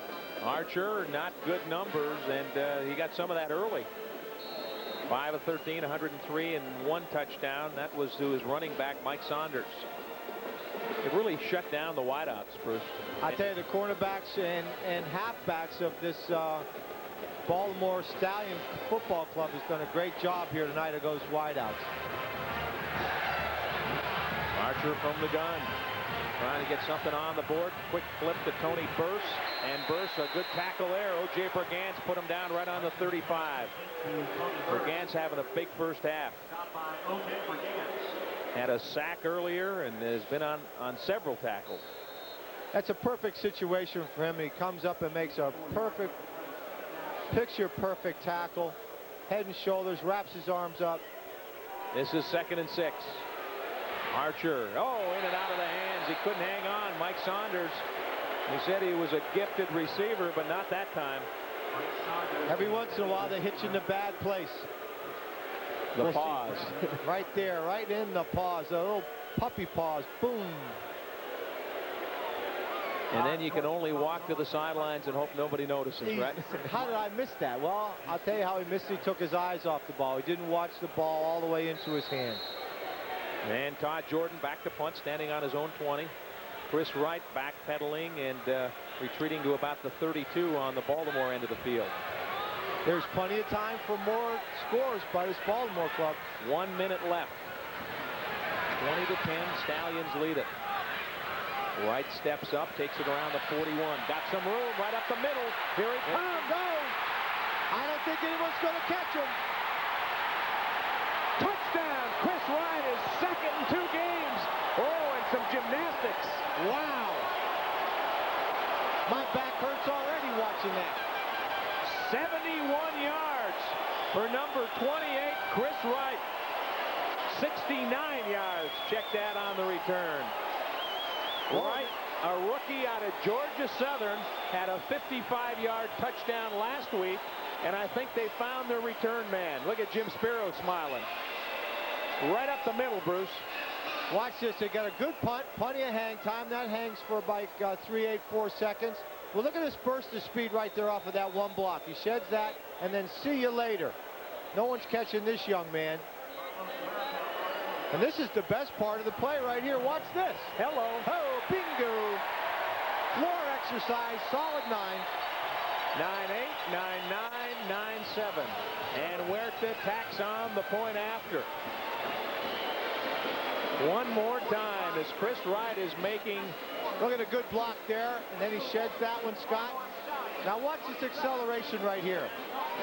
Played at the same college as Tracy Ham, Georgia Southern, and I think he might be in town for a while, Bruce. Oh, no doubt about it. That's 2 in 2 weeks. 5'8", 175-pounder, a 55-yard touchdown last week, and this time brings it back 69 yards for the score. You can see on your screen who's in the middle of the group here. The head coach talking to his kickoff team. I tell you, he doesn't want anything foolish to happen. He wants them to stay focused. That's what he's saying right now. Don said last week after Wright ran it back for the touchdown, he came to the sideline, said he was tired. Can you get somebody out on the kick coverage? And Don said, this is the CFL. Get out there. He said, forget the celebrating. You got to go and cover a kick. There's no time to be a hero.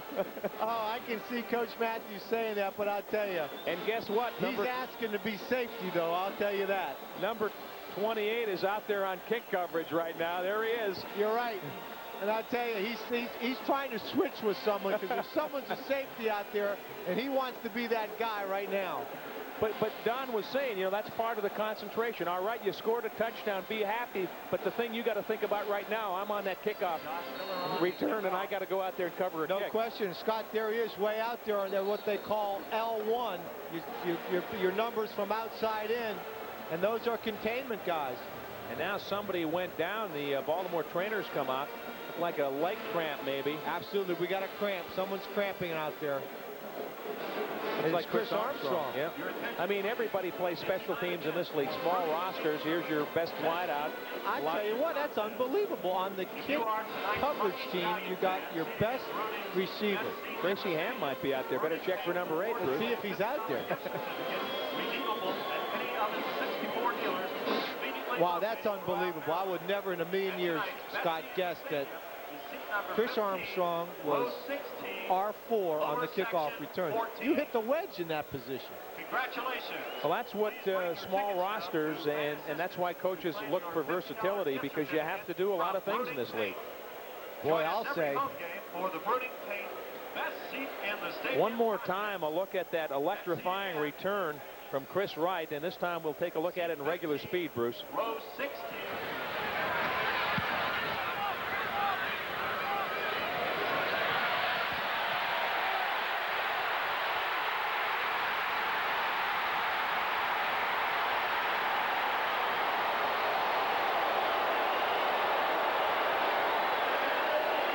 Not bad, a pretty good highlight shot. And there's Chris Wright, one happy rookie.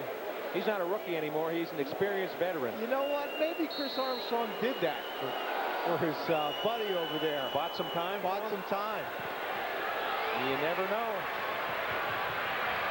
Short kick. Cross the 30. Some room. Penalty marker down. And finally, Marcus Gates goes down. And guess who makes the tackle? Chris Wright. I tell you, I wouldn't doubt it if Chris Armstrong did that. Somebody's going to come up to Chris Wright and say, hey, can we play too? Yeah. There's a block from behind. There's the penalty. Yeah, it looks like on Malcolm Goodwin right there. Matt Goodwin, I think it was 30. You're right. Too many Goodwins wins. We've got an injured player over on the far side of the field. One of the Texans getting illegal block.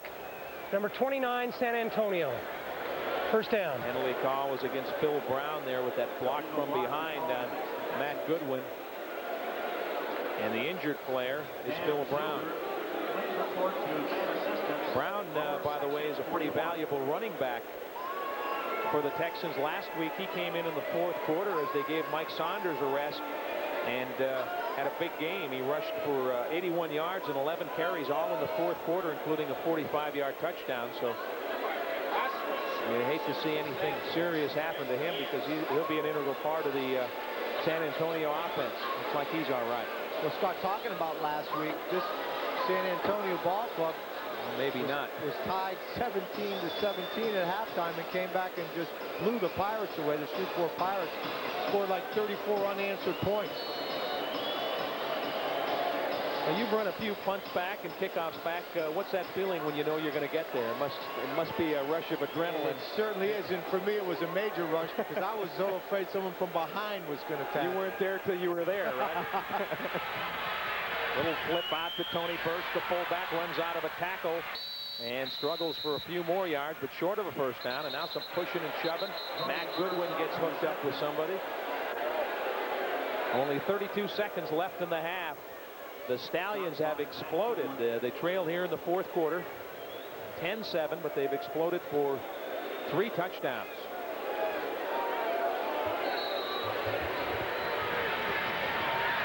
Archer, short toss, complete. Just enough for the first down. They finally got it to a wideout. Billy Hess, the first completion to a wide receiver in the half. Everything has gone to the running backs, either Saunders or Burse. That is amazing. That's got to say something for this Baltimore defensive backfield. Just doing a great job shutting out the wideouts. See the time left in the half. Some pressure. Now Archer steps up. Down the middle, and it is complete. Across the 50. Grab made by Joe Kralik, the human bruise. 20 yards on the pickup. Stop by Ken Watson.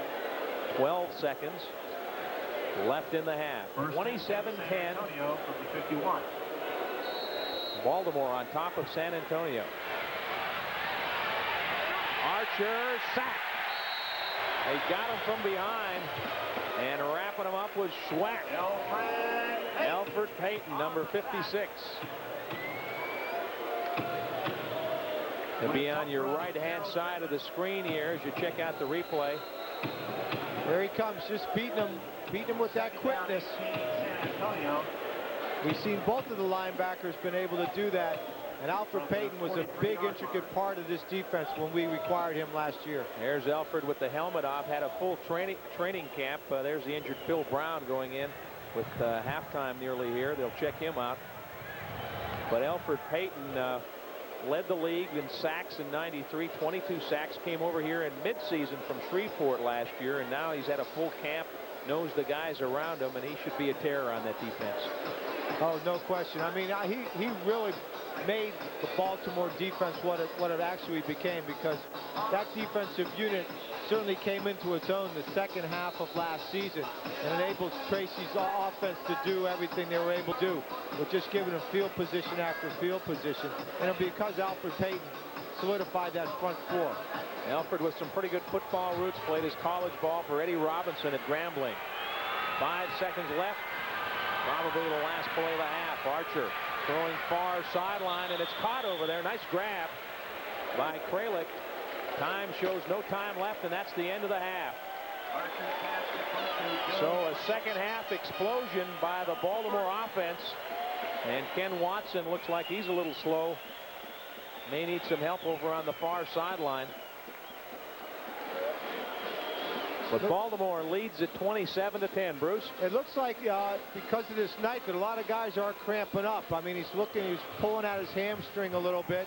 Didn't seem to be a possible hamstring type injury just coming over there. You never really know, but I think some of the guys got to get a little bit more fluid in them if it's possible. 27-10, the halftime scores. The Stallions head in for their halftime break. We'll return to Memorial Stadium right after. Have a 27-10 halftime lead. Scott Garceau and Bruce Laird with you, and here we go as Josh Miller puts the foot to it. On the return, that's Marcus Gates. Gates with a little opening, and he gets it up across the 40 to about the 41. Tripped up by Malcolm Goodwin. 26-yard return. Here are your first half stats. Baltimore with a slight edge in first downs. Look at the rushing yards. Only 8 yards, Bruce, for San Antonio. Passing just about even. Total yards a little advantage to Baltimore, and about almost 4 minutes in time of possession. Time of possession, but look at that glaring thing. 68 yards to 8 rushing the football. And I said earlier in the broadcast, Scott, that it'd be hard for them to rush well against this Baltimore club, but no idea they could only gain 8 yards. So if they only rushed for 8 yards and their wide receivers didn't catch any balls until the last minute or two, you see the problem with the offense. You sure do. Last week now, they were really running the football against Shreveport. Saunders with 169, Phil Brown 81, 278 yards on the ground. So it tells you with the way the Baltimore defense is stuffing the run here so far tonight. And also it shows you there the total of 34 carries. They knew they were moving the ball on the ground and decided to go ahead and go with it. And their lead running back right now, Mike Saunders, is down as the trainer comes out to check him out. David Archer was just standing over, checking on his kind of bread and butter on the ground. Mike Saunders, who rushed for over 1,200 yards last year with Saskatchewan. And we throw around numbers like 1,200, Mike Pringle 1,900, Bruce, but the year before that, the CFL did not have a 1,000-yard rusher. It is a passing league, and perhaps the Mike Pringles have made it easier for guys in the future, because I think Don Matthews and the Baltimore offense last year showed, yes, you can run the ball in 3-down football. Oh, no doubt. In talking to the commissioner last year, I asked him, I mean, how the CFL, through its development, was it always a passing league? He said no, by no stretch of the imagination. And then the start of it, and just up until 10 years ago, a lot of people ran the football and they did it successfully. So just because, you know, you have people going in motion and you can use 4 or 5 wide receivers and the field is wider, doesn't mean that you can't get a good offensive line, which is #1, and get a good running game going. Saunders on his feet, not much for him. 7 and 8. The big play in the first half came from Chris Wright, the rookie, who took a punt return 69 yards. Baltimore had jumped out to a 20-10 lead, and then right here on this play, Wright busts one right up the middle, Bruce, and really gave Baltimore a lift. That's right. The good block there. Then he sheds the tackle, and then I'll tell you what, as we say, speed kills, and off he's going. No one's going to catch him. So here come the Texans with David Archer at the wheel. Pump fake, flips it off to Burst. Across midfield into Baltimore territory at about the 54-yard line. Good for a first down. Matt Goodwin on the tackle.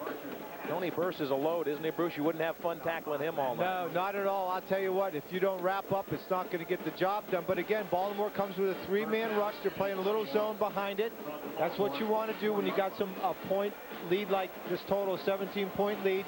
No need to do anything crazy right off the bat. Make them throw the ball underneath, come up and make the good solid tackle. And straight ahead, it's Burst on the ground this time. Only got about 3 as he's tackled at the Baltimore 50-yard line. Next week, it is back to San Antonio as these two teams play back-to-back games.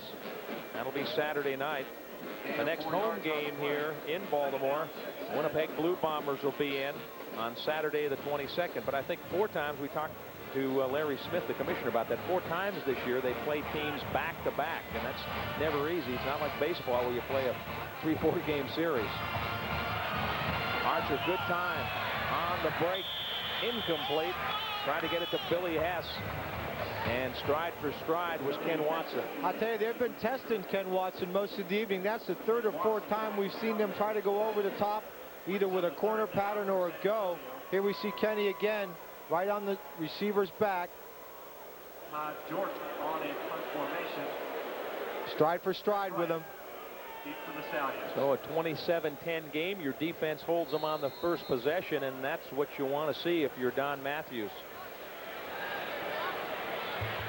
And there he is, back to return the punt. Chris Wright. 2 touchdowns in 2 games on returns. And let's see if Jordan goes. Oh, way over the head of Jordan. And here comes Watson after him. Ball still loose. Finally picked up by Gerhardt, and down he goes. Baltimore's ball all the way back on the San Antonio 22 or 23-yard line. Oh, a terrible snap, Bruce. Wow, that long snapper really made that one go long, didn't he? Watch this thing take off. A sailor. Needed an elevator for that one. 38-yard loss on the play. It'll be 1st and 10. And his heart wasn't really in picking up that ball, I think. Now with Kenny Watson barreling down on you, Ken made the smart play, just tried to knock the ball, keep it alive. There's Rob Stevenson, number 60, on the bench, and he says, I think I'm going to work on my long snaps come Monday. Whoa. Now you're really trying to bang on the door and flatten them right here with a touchdown if you're Tracy Ham and that Baltimore offense. Again, the brain trust, as we said, out there on the field again with Tracy, trying to pick up some things that they can do to hurt them quickly. Baltimore Football Club would like to thank the following companies for participating in the Business Booster Program: Park Sausage, C.W. Amos and Company, Test and Balancing Inc., Champion Concrete, The Barn Crab House, Machine Tool Associates, Samet Electric, and Tony Kelly Used Cars. Some of the people helping the Baltimore Stallions, and they ask you to please support the businesses who support the team. 27-10. Ham's got him in the huddle, and that's pretty good field position when you're starting on the other team's 23-yard line. Go Mino! Go Mino! Here you see some of the home schedule coming up. This is the home opener: Winnipeg, Memphis, Toronto, and Birmingham coming up. And there's the number to call to pick up your seats here at Memorial Stadium: 554-1040. Pringle, the lone running back, fakes to Pringle. Ham setting up, now flips out to Tuipulotu, but the pass behind him incomplete. Tracy again, who wants that one back. Again, the offensive line all evening long doing a great job of protecting Tracy Ham. He's had plenty of time to look. He can't find his first receiver, looking for a second. Here it is. Good play action fake. Holds the linebacker. Mike picks him up again. Plenty of time there. Just threw this behind Peter, who has wonderful hands. Tough ball for Peter to catch. 2nd and 10. 3 wideouts to the right-hand side. Ham, penalty marker down, runs out of some traffic, but now he gets clotheslined in there. Hammerlock put on him, and down he goes. He got stuck in there, didn't he? He got it behind one of his offensive linemen and one of their defensive linemen. He just wedged in there. Check out, see if you can find the holding here. Flag down. Might be right there. Right there. Little jersey. Yep. Sharp or Donish. Holding. Baltimore, number 68. Penalty is declined. 3rd down. They'll take the sack and decline the penalty, so that means it's Huerta time as Carlos Huerta's in. On in field goal formation. There we see on the left part, there's Shaw pulling the jersey down. Voted one of the best offensive linemen in the league last year. Very rarely do you see Sharp or Donish making any kind of mistakes like that. Davis, the snapper here. Dan Crowley will hold, and Huerta from 38 yards gets it up, and it is good. He sneaks it inside the right upright, and that'll extend the Baltimore lead to 30-20 as they score the first points here in the second half.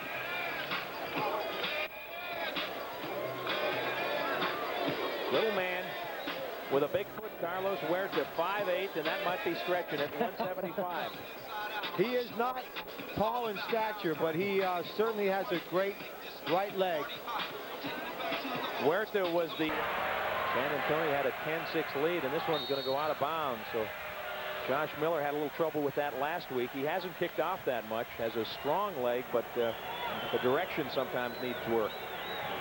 It looked like he wanted to get a little bit more into that one, Scott, and in doing so put a lot of spin on it. Don Matthews just signaled into him what he wants him to do with the next one. Now, most of the kickoffs, Don Matthews wants direction. He wants them to pin the other return man into a corner, and sometimes when you do that, you're playing with those sidelines, and you just miss it a little bit, you're out of bounds. There's no question, and as you say, Don wants that ball inside the numbers, and there's not a lot of room inside the numbers. Case Stevenson looking for something that's going to work. Hasn't been able to find it. I tell you, David Archer has gone ice cold, as he probably has not completed but a couple short passes for most of the second quarter and the start of this second half. We should point out, too, that Baltimore playing without the MVP in last year's Grey Cup, Carl Anthony, who suffered a knee injury. He's been lost for the season, and they're going to miss him. Marcus Gates, takes a hit, stays on his feet, and nearly lost the football, goes down around the 35. Marcus Gates on That the big return. bang came from Elvin Walton, but he couldn't finish him off. No, he wasn't able to get his arms wrapped around him, but I'll tell you, Alvin's the captain of special teams, been around a long time, very emotional ball player, and keeps those guys really going hard on those special teams. And a Texan getting some treatment.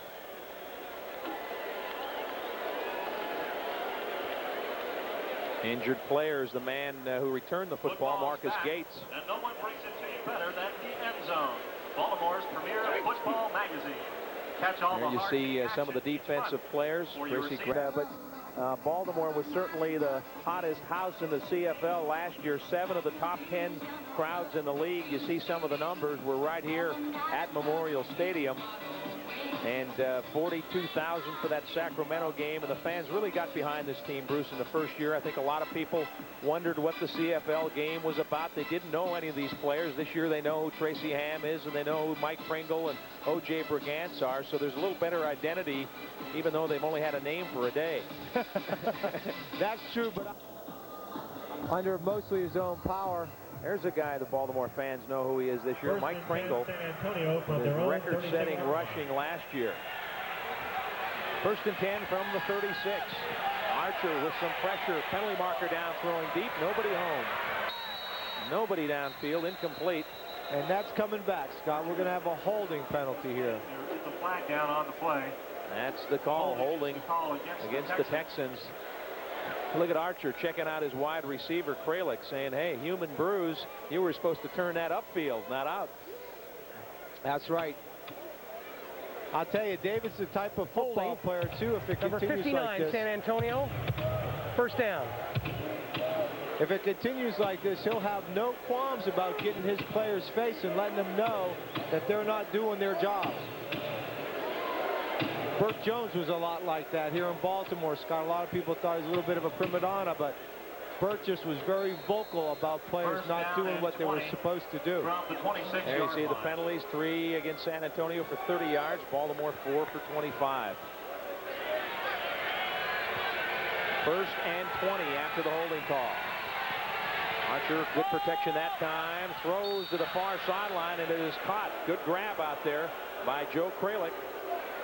15 yards on the pickup. To Joe Kralik. Kralik Run out of bounds by Irvin Smith. Gets after the ball, 5'11", 190-pounder out of Washington. Look at that ball, perfect spiral, great catch there on Irvin Smith. Check out the feet, Bruce. Right, look at that. Right in the hands. 1. All you need. 1 down. 2nd and 5. Firing complete at the 50, runs out of a tackle, and the tackle by Tracy Gravely. Pass was completed to Mark Stock. Tracy Gravely throwing it up the field a little better now. 17 yards on that pickup.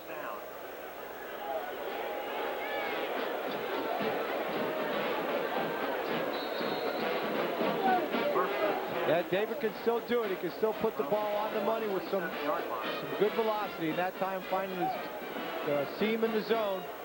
All right, here's the look coming right at you with our end zone camera. When you're down 30-10, you got to start putting it upfield. Running to the near side for a 1st down and out of bounds. That's Mike Saunders. He left injured earlier, but he looked pretty healthy on that play. 13-yard gain, Bruce.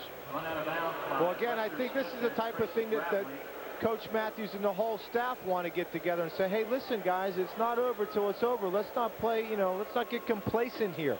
Let's continue with intensity. It looks like the Baltimore defense playing a little catch right now. They're not getting off the ball. They're not getting off the blocks as well. San Antonio 1st down and 10 on the Baltimore 33.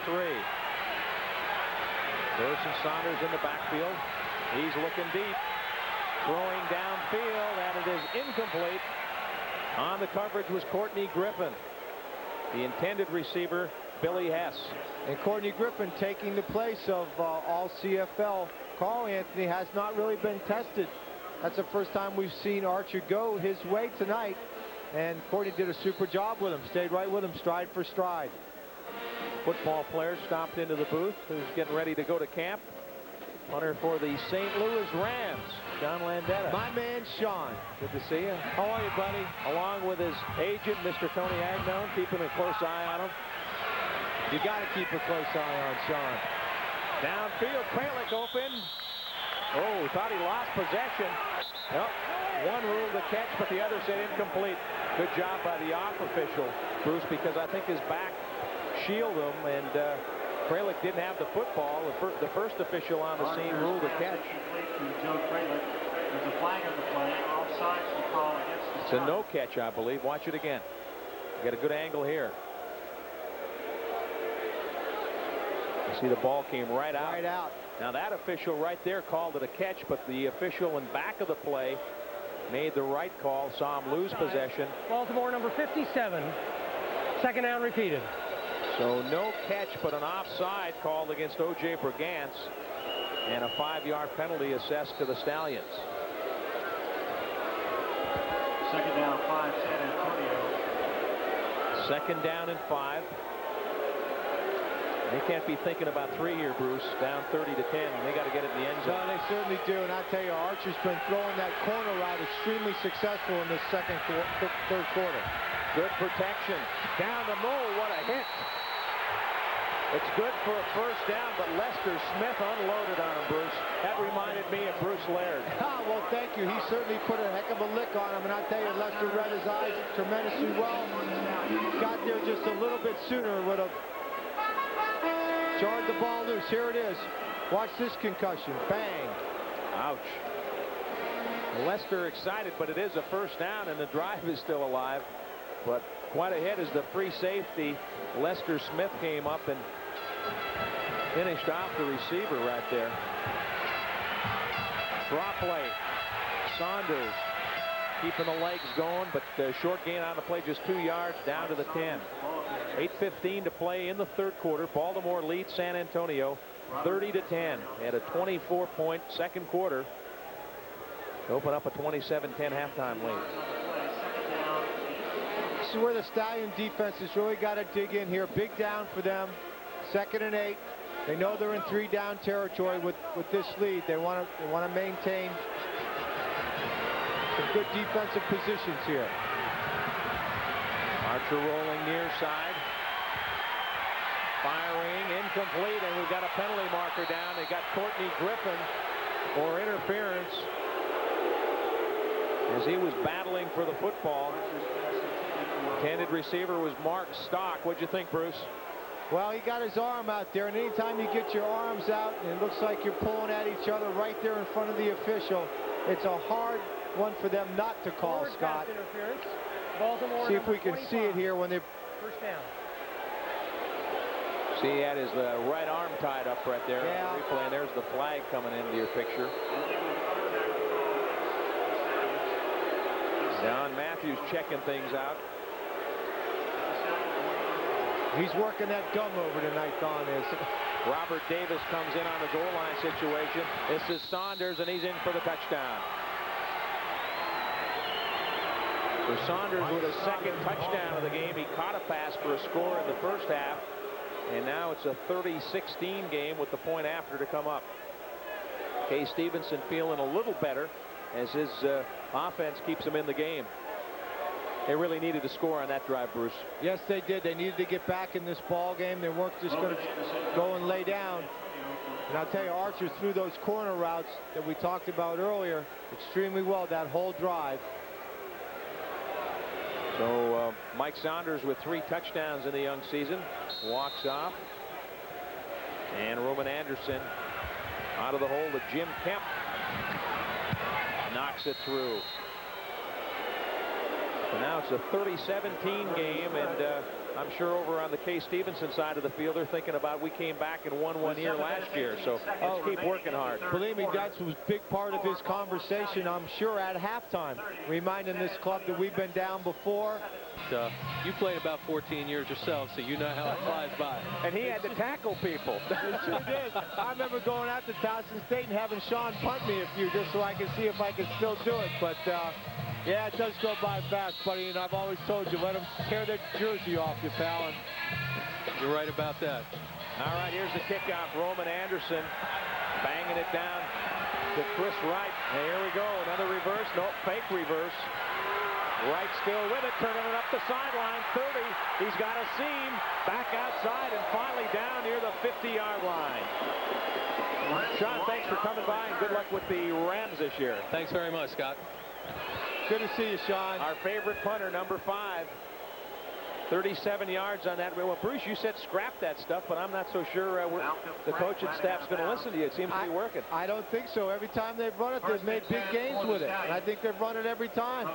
Coach Matthews got to be very happy with the way kickoff returns have gone this week. Problem is you got to play this team against next week. I think they'll have a week to work on this and say, hey, guys, stay in your lanes. No doubt about it. Okay, Baltimore back with the ball, 30-17. Pringle, little roll, fumble, it's loose. Let's wait, a big pile. Mike Pringle, the ball carrier. First indication is Baltimore, although all the Texans pointing the other way. What's going on at the bottom of that pile, Bruce? You've been there. I tell you what, they're grabbing at that ball. They're punching at each other. They're talking about certain things and someone maybe biting someone's heel. Check it out. This one flew right up in the air. Was there for the taking. 8 of 5 yards on the play. Second down, 5. Got a helmet, looks like. Sure was, coming in from the other side after 55 hit him. Then someone put the helmet right on the ball. Big break there. Old Neil Fort got him. Second down and 5. Down the middle, it's complete to Perry. First down. That's a big play. Keeps the drive alive. 5:55 left in the third quarter, and now Baltimore trying to regain some momentum after San Antonio scored the touchdown. Well, you certainly, I mean, as we all know about this game, you can't lay down. I mean, it's not over till it's over. The fat lady's not thinking about anything right now. I mean, this is, there's plenty of time left in this football game. That offense has got to go out there and dominate that defensive ball club. 13 yards on the toss from Ham to Perry. Culver to the near side. Pringle with a penalty marker down. Short gain up the middle, just got a couple of yards, and we'll wait on the penalty flag. I think with Tracy's cadence and then the blitzing situation that we saw there is probably going to be an offsides against San Antonio. James King on the stop. There are flags down on the field. But I haven't been right about much with the officials so far, Scott. Well, here's George Black. He'll let us know. Offside. San Antonio, number 57. First down repeated. Hawkeye, you had it all the way. That was Tim Walton, the middle linebacker, and then you said stepping up on that blitz and a little too anxious, right? You betcha. So first and 5. Pitch to Pringle. Cuts it back inside, fights and gets down close to the first down marker, just a little short. Mike Pringle picked up 3 on the play. It'll be second and 2.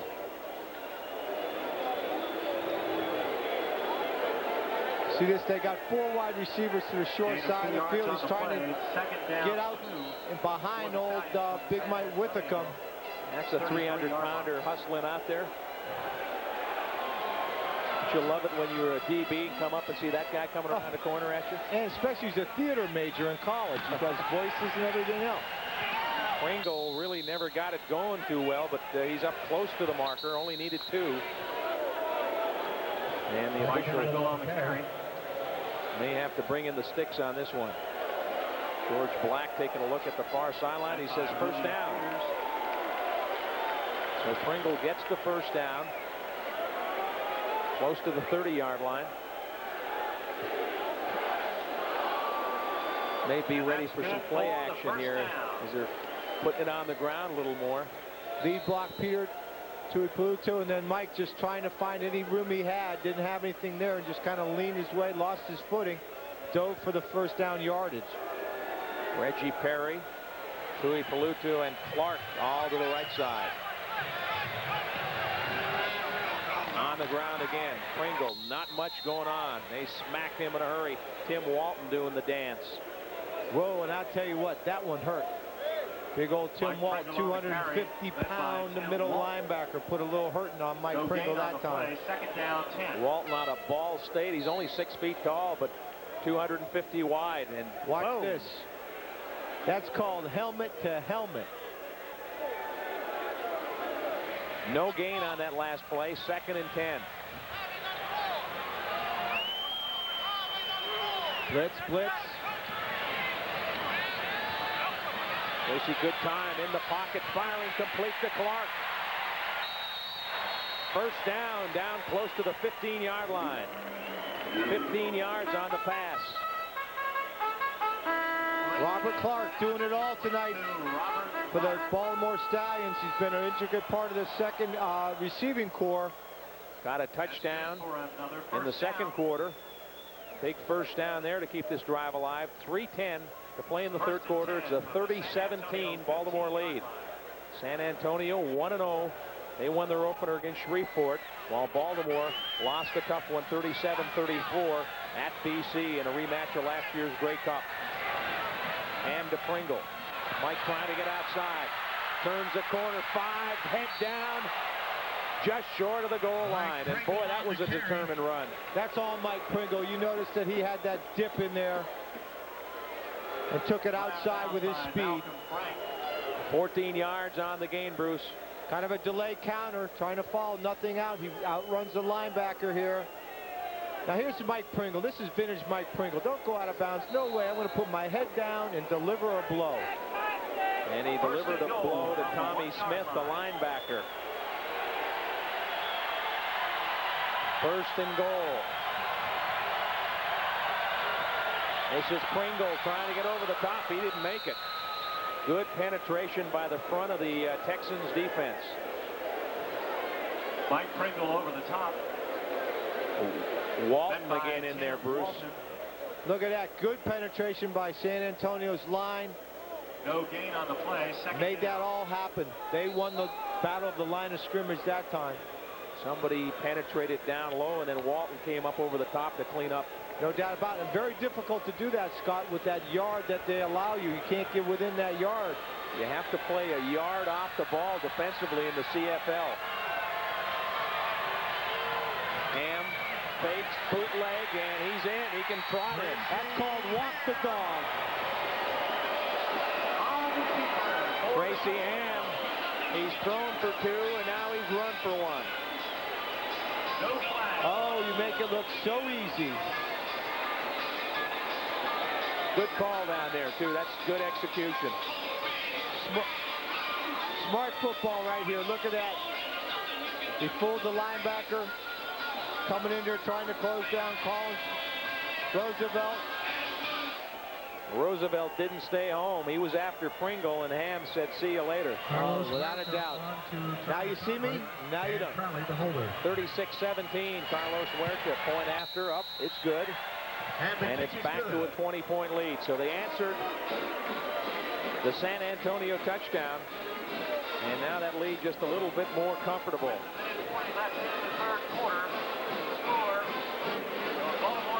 There goes Ham, lonely. All by his onesies. You could, here we go. Ham for tonight, 6 rushes for 56 yards, 9.3 yard average. That's what we were talking about earlier.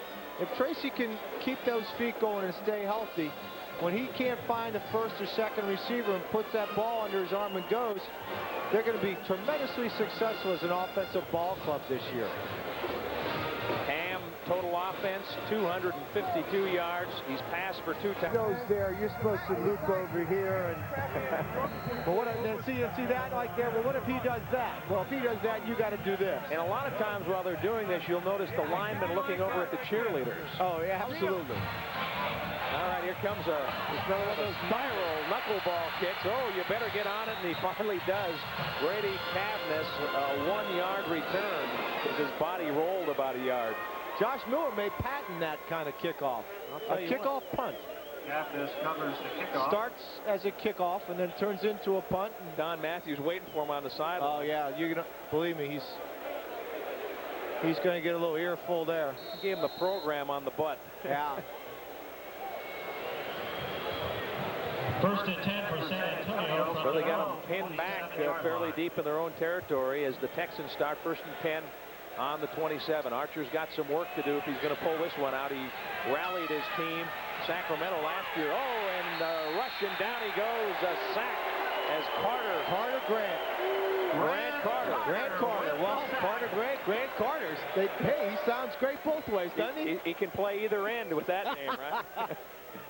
A 9-yard loss on the sack. Watch him. Here he is. It looks like he's going to give him an inside move. Absolutely. Oh, now you see me, now you don't. There's another one of those. Third sack for the Stallions. O.J. Brigance had one. Carter. You see that? O.J.'s got them all doing this gun thing. Carter was real good with those holstering. He holstered those arms in there. Loss of 9. Here they come on 2nd and 19. Under some pressure. Archer gets out of it. But he's not going to get the first down. Brigance, oh, now we got a flag down. Let's see what that's about. Archer gets up and pats O.J. Brigance. They're going to get O.J. for flopping on. Dave Archer, the ball carrier, stopped by. Be interesting to see the replay on this one. Here comes the veteran. Here comes O.J. and boy, he didn't give him a shot. He did kind of lay on him. Just kind of flopped on. That's a flop-on penalty, as they would say. Fans don't like still running. I mean, what's O.J. going to do? Is that where he asked him? Put a skirt on. I was going to say, that was the next time. Put a skirt on. You're going to run, you're supposed to get hit. Unnecessary roughness is called. So that's a kind of costly penalty, too, because it gives him a first down. Fans don't like it either. 20 seconds left in the third quarter. Saunders. Flag down, and he gets run out of bounds by Charles Anthony. Lost 3 on the play and a penalty besides. Is that a make-up call there? Possibly so, but that's another holding penalty. When you see that flag go in the middle of all the beef, it's not a tough one to call. Holding. San Antonio number 60. Penalty is declined. 2nd down. Rod Stevenson, number 60, who had that errant snap earlier on. Second down 13 for San Antonio from the now 2nd and 13. Line.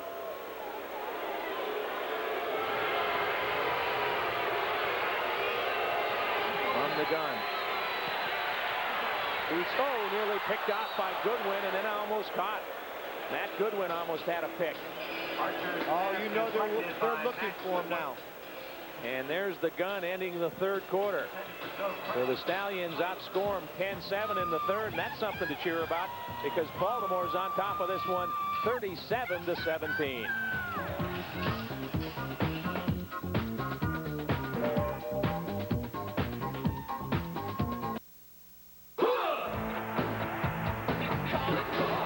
Cheer about for the home team as they debut as the Stallions here at Memorial Stadium tonight. Scott Garceau and Bruce Laird with you. And after a 3-3 first quarter, Bruce, Baltimore has opened it up. Who would figure, huh, Scott? We thought it'd be a real defensive battle. Neither of the offenses had really done anything. Kind of seeing which way the defense wanted to play them. There's the man of the hour right there, number 28, Chris Wright. 5 returns, 96 yards, 1 for 69 yards and a touchdown. And a double backflip on the score, right? My back still hurts watching that move. I'm going to go back home and ice it tonight. This is Kai Jordan, the punt for San Antonio. Good snap and a short punt. Terrible kick out of bounds. That looked like a shank. It sure did. Well, that's one way to keep it out of Chris Wright's hands. No doubt. I'm sure he's been told to kick it to the sidelines and put some air under it. 24 yards only of air on that one. Yeah, that's certainly not one of his best this evening. You know, nobody would say it publicly, but there were some people disappointed with that first loss because privately there were some people connected with this team that thought they might be able to win them all this year. And then you find out what reality is, right? Oh, that's right. As Coach Matthews says, he believes his team should go out there emotionally prepared to win every game. That's wonderful philosophically, but it's just never going to happen. There's only one Miami Dolphin team, right, that went through undefeated. And no doubt. Too much time, I think, to call there. See if we've got to delay a game. Tracy Ham kind of pleading his case. There's the Tracy looking his arms up in the air. You know he's saying, no one even told me we were starting. Come on, guys. How do I know I'm supposed to start if you don't tell me to start? Sound like you've been down there. Oh, yeah, I can understand. Yelling at these guys. Well, you kind of discuss things, you know. There is no foul on the play. We goofed the up. The 20-second clock was not operating. You were right again, Bruce Blair. Geez, I tell you, I'm getting awful hot at this referee stuff. We might get you a striped shirt. Oh, I got one already. So it's still first down and 10. No penalty, no delay of game. Pringle, the only running back, and takes the pitch to the near side. Puts it back to the middle, and a short gain on the play. Got across the 50 to about the 51 or 52. And if you think that sounds crazy, football fans, there is a 55-yard line in the CFL game because you're playing with a 110-yard field, and that takes some of us Americans a little something to get used to, saying down on the 53-yard line. It really does. You say what? No, that's right. We have it. There's the 55. There it is, the 55-yard line. 20-yard end zones, 110 yards long. The field to play. 2nd and 7. And the throw. Near side to Armstrong, complete. Think he had enough for the first down and was driven back. They mark it right at the 50, and that'll be good for a first down. Kenny Wilhite on the tackle on the 25. Kenny Wilhite on the coverage. You see Don, no matter what it was, he's saying go. That little program he's got. Skinny Culver a little late getting back to the huddle. He was way downfield. Tonight's attendance, well, Jim Sparrow said he was hoping for 30,000. Just made it, it looks like. 31,016. And we thank you. Aren't you supposed to say that? Absolutely. Always be polite. Pringle not too polite from that defense as they were banging him around, and a loss on the play as Mike is driven out of bounds right in front of the Baltimore bench. It looks like Baltimore's offensive philosophy, Scott's changed a little bit. They're trying to set up the passing game by running the football. And keep that clock moving a little, I guess, when you got a 37-17 lead. Oh, no doubt about it. Now limping off. Looked like Neil Fort coming down. The big one, the great one, and Brigham Young. I know it's just early in the second season, but Neil had not missed a snap in a regular season or postseason play. And let's hope he's just cramping up a little bit, because boy, they can't afford to lose that big guy. All league tackle Neil Fort. Drop play. Pringle got room down to about the 44-yard line. That's about 3 or 4 yards short of a first down. Neil Fort getting some attention on his knee, apparently.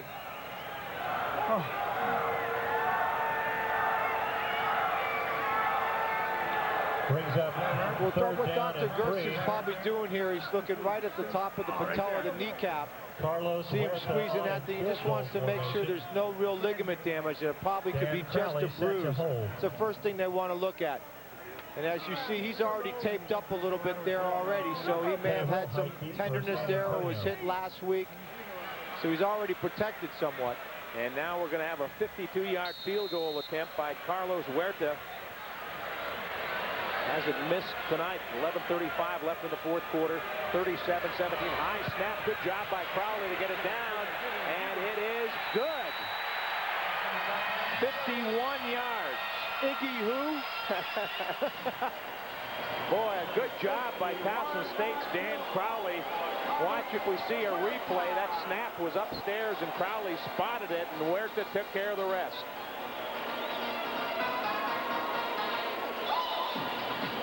There it was, Scott, as you called it again, another high snap. Dan Crowley with the good hands, getting that ball, being able to put it down and turn those laces for the kicker. Ever so important, especially from long distance. 40-17 now. The Stallions on the ride here and riding hard on the Texans. And I'll tell you, and he needed a big night here in front of the hometown fans. He really did. 4 of 4 with a long of 51, a new franchise record for the regular season. Archer Down the middle, got a man open and couldn't catch the football. Pass was Myron Wise on the receiving end, not able to bring it in. I'll tell you, those guys right now down there on the defensive side of the ball are thinking about making big plays. Watch this, Archer throwing the ball. This ball should have been caught right there. Not a great pass, but you got to catch him. There's the secondary. Archer on 2nd down and 10. Little flip to Burst. Tony Burst trying to run out of a tackle, can't do it because O.J. Brigance helps finish him off. Tracy Gravely made the initial hit. Stopped by O.J. You know, that's the worst feeling in the world when you get there. You got to come up and you got to break down because you can't be out of control, and you guys got to sit there and take that beating as the back runs over you. Through the first 3 quarters, San Antonio only 32 yards on the ground. Well, my prediction did come true there. I thought it would be very difficult for the San Antonio team to run on the Stallions, and they certainly have had a major problem with that. Jordan to punt, Chris Wright back to return, standing on his own 30. Far sideline this time, and Wright got a tiptoe over there, and he's out of bounds. What a great punt. No return on those kind, 39 yards, and it's all net. 10:22 left to play. Check it down there for Neil Fort to see how he's doing. 31-yard line.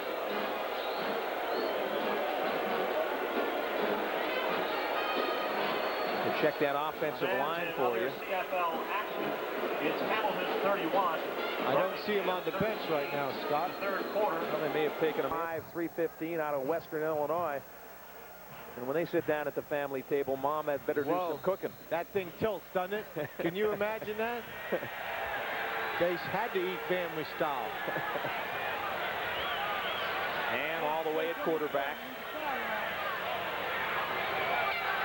Under center this time. Here comes the dog. And here comes Pringle. Right through the middle. Oh, he just was about a step away from breaking a big one. Got about 8 on the play. Scott, we're going to see more and more 1st and 10 blitzes out of the San Antonio club. They have to make something happen defensively, and that's the only way you can do it. You're not going to be able to get away. Well, here we go, that counter delay type of thing. Mike almost breaks it. Again, just trips himself up.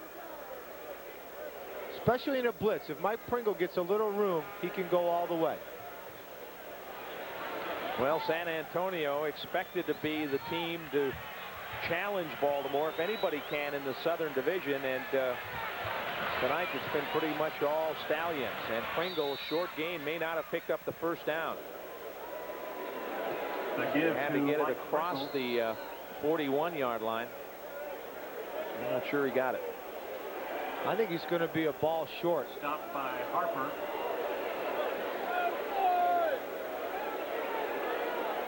Going to bring the sticks in and take a measure.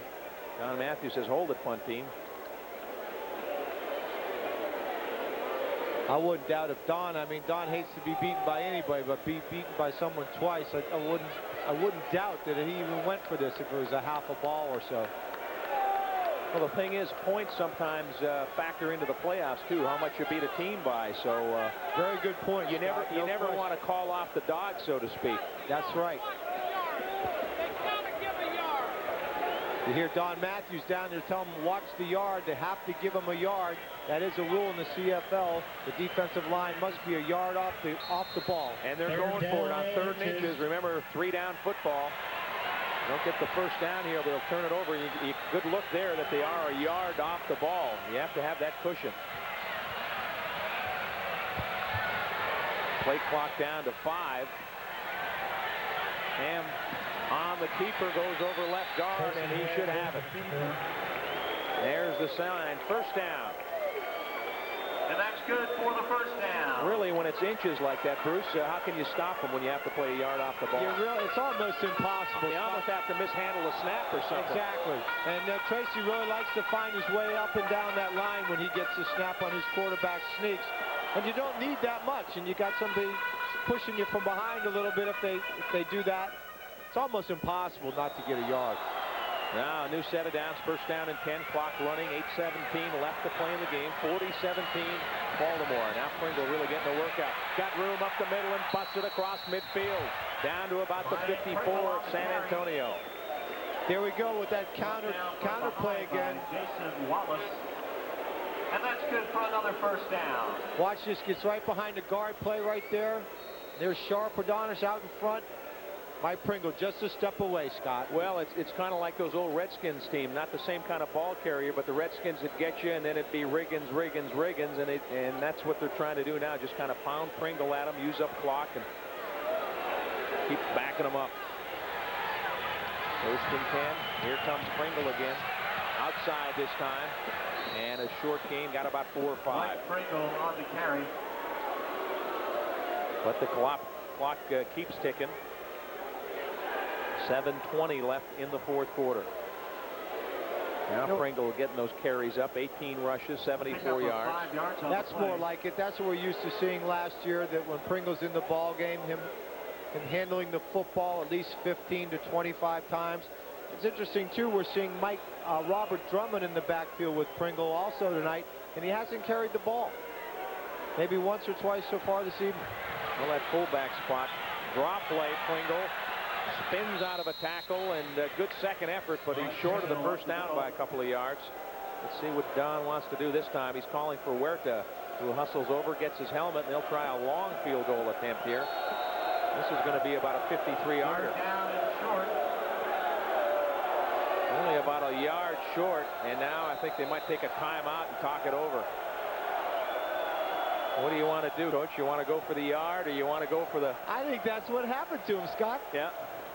Matthews had called for a field goal because he yelled to Huerta, who hustled over. I don't think Huerta thought he was going to try a field goal from that distance. There's the end of the last play with Pringle coming up about a yard short. Huerta got his helmet, ran onto the field, and then looked like Ham and the offense were saying, hey, we can get this yard. Terrapin Star, #1 pick in the NBA draft here tonight. He'll be joining us shortly, so we'll have a chance to visit with Joe. Let's see if they can get it. Third down and short. Pringle, 20. Got it by at least 6-8 inches. Absolutely. I tell you, once he crossed that thing, he hit a brick wall, but he definitely got the first down. First down for the So Stallions. 2 straight third down and shorts, and they convert this one a little longer than the first one. Watch this. Watch that penetration by that offensive line as they move those defensive linemen off the ball. That's what it's all about. The surge of that offensive line right there, moving those guys off the ball. And Mike Pringle's a tough kid, but he took a heck of a lick. 6 minutes left to play. 40-17, and there's a delay of game. I don't think he can talk his way out of this one. No, I don't think Time so. count violation. Baltimore #8. Time count violation. Tracy slapped his hands in disgust, a little upset with himself. Heck, he hasn't done much wrong tonight. In golf, that's called bad course management. Is right? that what? Yeah, exactly. I've done that a few times, bad course management. First and 15. Ball on the San Antonio 49. Pringle the only running back. Fakes to Mike, now flips out. Oh, great hands. Got room, 30. Knocked out of bounds at about the 22-yard line. Robert Drummond, 26 yards on the gain. 6'3", 215. He's the full package, Bruce. Oh, yes, I'm telling you what, he can run. Now, this is an interesting little play. Fake the handoff there, and whoop. Whoa! Nose almost scraped the ground, didn't it? Real close.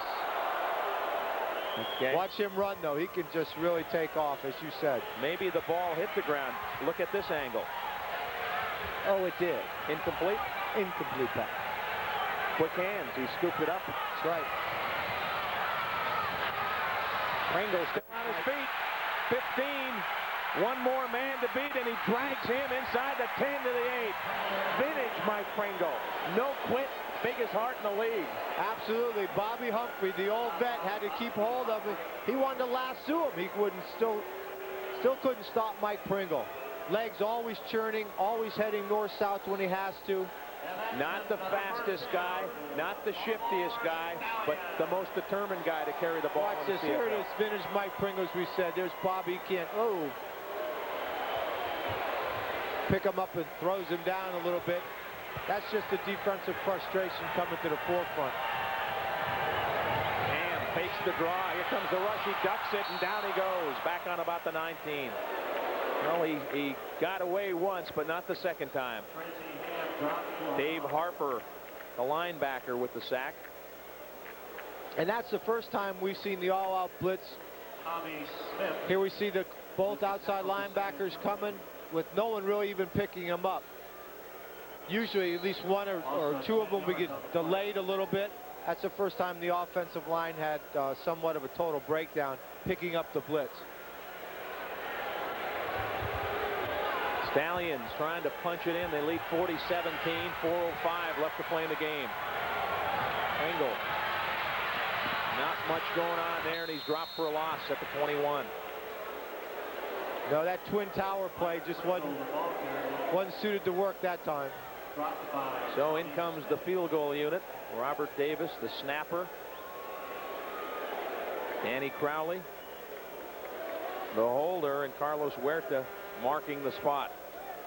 Carlos Huerta on a field goal formation. I think if Carlos hits this one, I'm going to have him pick my lottery ticket. He's 4 of 4. This one from 28 yards out. Crowley spots it. It's good. Perfect. Right down the middle. That's called red hot, isn't it, Scott? So Carlos Huerta, money in the bank on field goals. 5 of 5, and the lead now 43-17.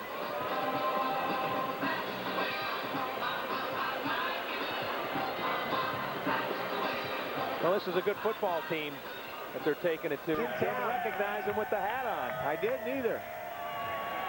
How about he just move, baby? That's Al's motto. Just move.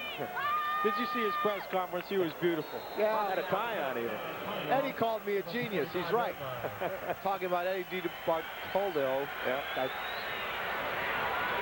Archer still at the controls. Got a man open, complete, and some running room. 30, and finally run down from behind. Got all the way down to about the 19-yard line. Archer's pass. The big gain that time as Archer hit Kralik. Brought down from behind by Matt Goodwin. That's a linebacker that chased that young man down. 50-yard throw and catch right here. Here's a mistake. Not under control. 55 yards from Archer to the human bruise, Joe Kralik. Archer throwing in the corner, incomplete. Had 2 receivers down there. That's not always a good sign when you got two guys right on top of each other. Stock, incomplete. Stock and who was it? Tony Burse, both in that area. That tends to attract a lot of defense when you do that. Absolutely, especially Burse, who's been catching a lot of balls tonight for San Antonio, doing a heck of a job as a fullback coming out of the backfield. There's Don Matthews, and what a history he's had in this league. The 6th winningest coach. This will be his 110th win tonight. Only 65 losses and a tie. Don in his 19th year in the CFL. Archer throwing short of the end zone. Caught there down near the 10-yard line. Billy Hess on the grab. Archer's pass complete to Billy Hess. Working for the second and third time tonight, Courtney Griffin.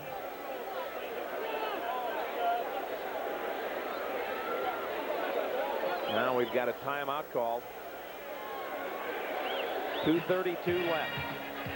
I guess the only concern if you're Don Matthews and his staff now is to see Baltimore lose the Grey Cup. Can't wait. It was a great game. Went down to the final play.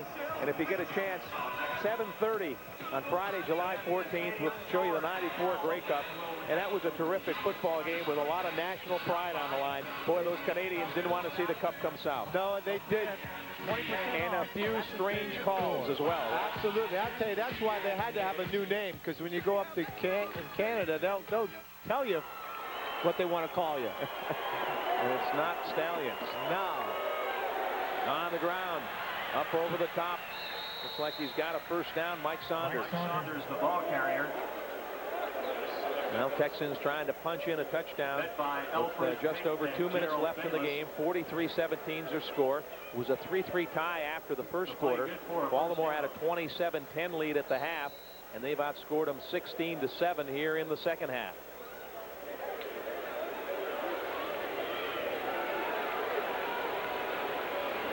Shipped out of the full house backfield. And Archer looking near side behind his intended receiver. Pass was intended for Kenny Neal. Archer's pass intended for Kenny Neal. When I know what Bayless and Pressbury and all those guys are saying right now, we don't want them to score. I think that's our cameraman taking some oxygen down on the sidelines. Been a rough night for everybody. Mino, you all right down there? Yeah. He's been cramping up the entire second half. 1:55 left. This is second down. Called everybody left. Down the middle, and it's picked out. Picked out, I do believe, and then lost the handle. Gary Wilkerson on the pick, number 17. How do you do? Wilkerson with the interception in the end He zone. was signed Monday. So that's a good first impression. Absolutely. He's a Penn Stater. Look at this Archer going the other way, and there it is, catching the football. Now we got a fight out there. Schwack hooking up with somebody.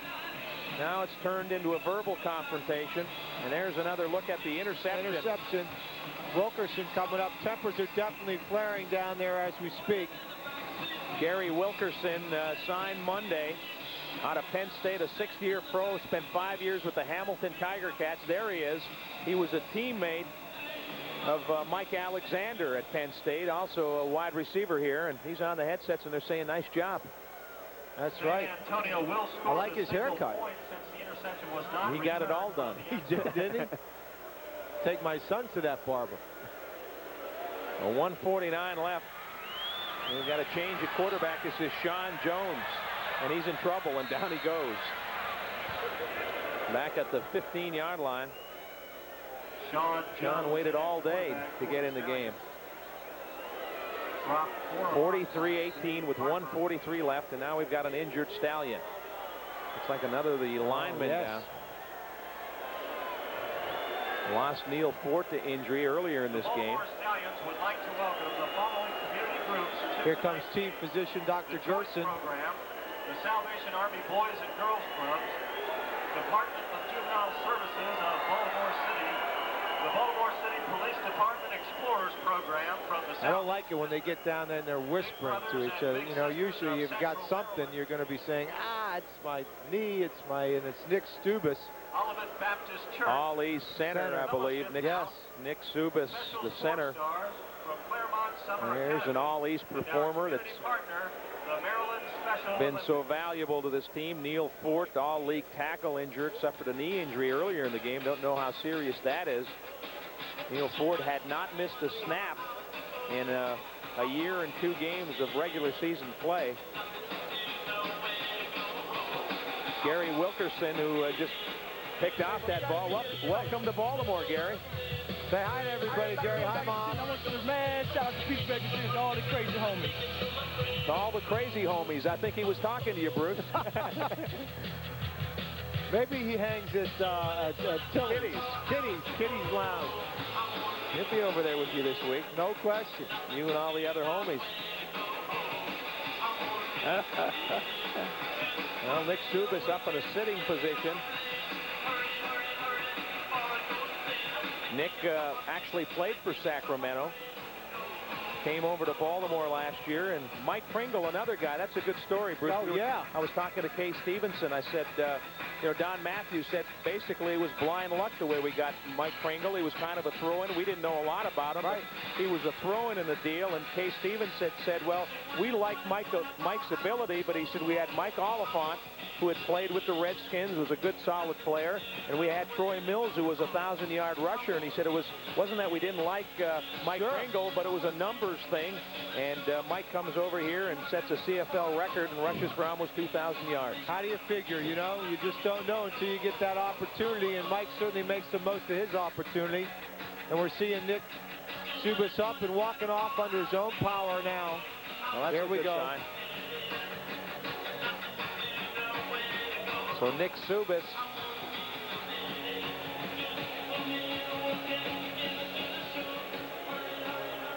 My old trainer down there pointed to his ribs a little bit. I can tell he probably got a little shot up underneath the ribs, and he'll be fine. Gonna ice that down tonight.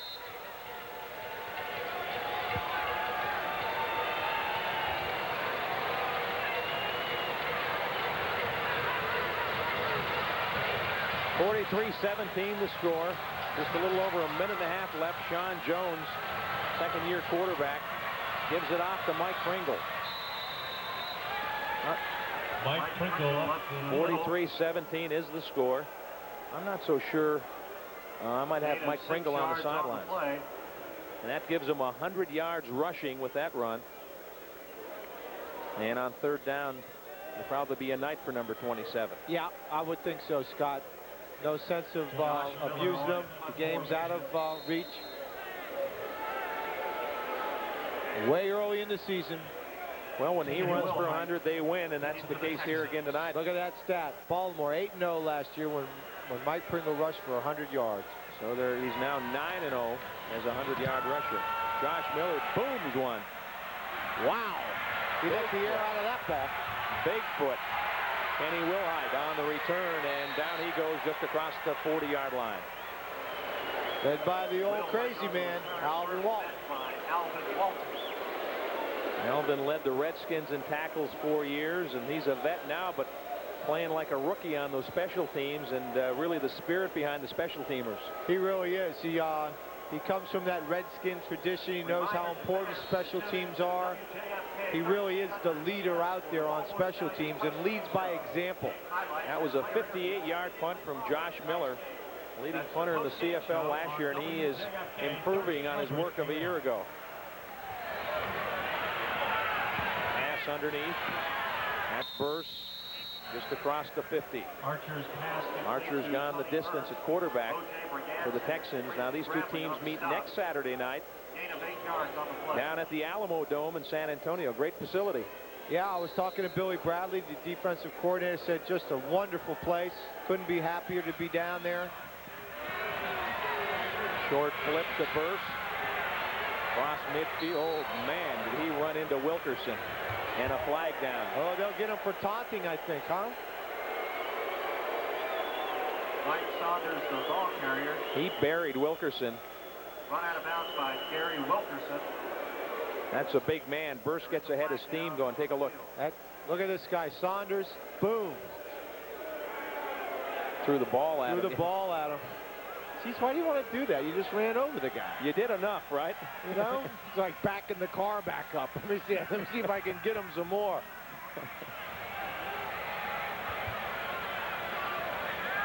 Archer's thrown for 3. Objectionable conduct. Number 32, San Antonio. After the first down had been gained, 1st and 10. So a dead ball foul. They did get the first down, then came the penalty. Archer, we said, was thrown for 308 yards, but that's a soft 308, wouldn't you say? Very soft. As you can see in the last few plays, they're playing a deep zone. He's been able just to toss it underneath, and that's what basically they've given him all day. 41 seconds left in the game. Baltimore's initial win in the 95 season, and now the ball stripped and picked up by Alfred Payton. Look at him go. There could be a dance on the end of this play. Oh, he fumbles and got it back on the 5. Schwack, do your thing. Oh, Schwack, watch this one. Here we go. So train hits town. No question. I tell you, Dan's fever was made up with Alfred Payton in mind. And now he high-fives and gives the official a pat on the backside. I want to tell you. 36 yards. That outside move again. Slaps the ball right away from David Archer. Look at the big man go. I think he's talking to him. Oh, yeah. Oh. What a play to get that fumble back. That's called a lucky bounce. Yeah, you're right. And now some of his best work. Here we go. Soul Train by number 56. He's some kind of player. Hey, part of the game's entertainment. Absolutely. 30 seconds left. Let's see if Sean Jones can get him in. Throwing. Touchdown. Robert Clark. I guess he was the intended receiver. I don't think so. But who's going to know? Clark, second of the game, and a flag down. A little pick play, maybe? I think so. No, wait a minute. Now Baltimore saying the San Antonio number 16. Penalty is declined. Touchdown. Wow. So Robert Clark has his second TD. Yeah, hey Bruce, if you're the the San Antonio side, you're saying maybe they're running it up. Yeah. At this point, I think you do. But if you're the Baltimore side, you remember that there's tiebreakers in this league, so you get what you can. But that showed some great hands right there, didn't it? Here we go again. See it again. Bingo. I'll tell you what, Reggie Perry went up the ladder, didn't he? He sure did. And Robert Clark scores his second TD of the night. Here comes the 50 point, and it's good.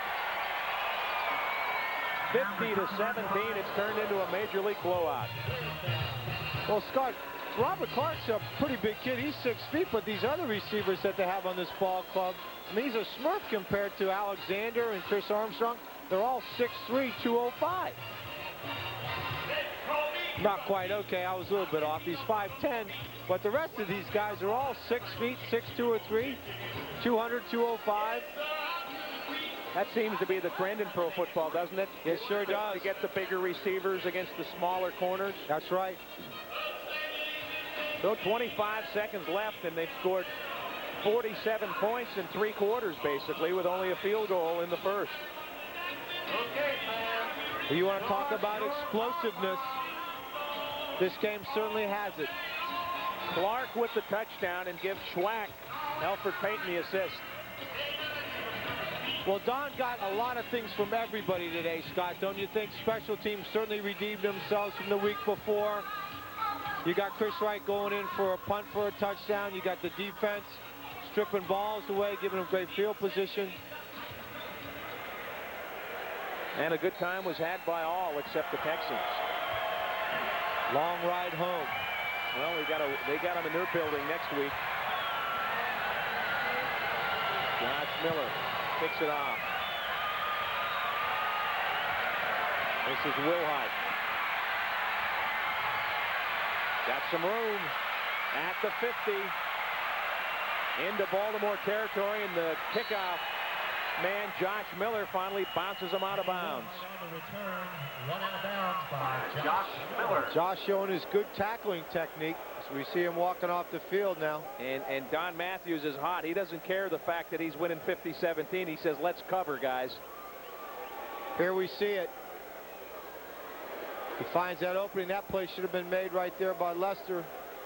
Pretty good cut there. And there's a nice running, right, Scotty? He's running real well here.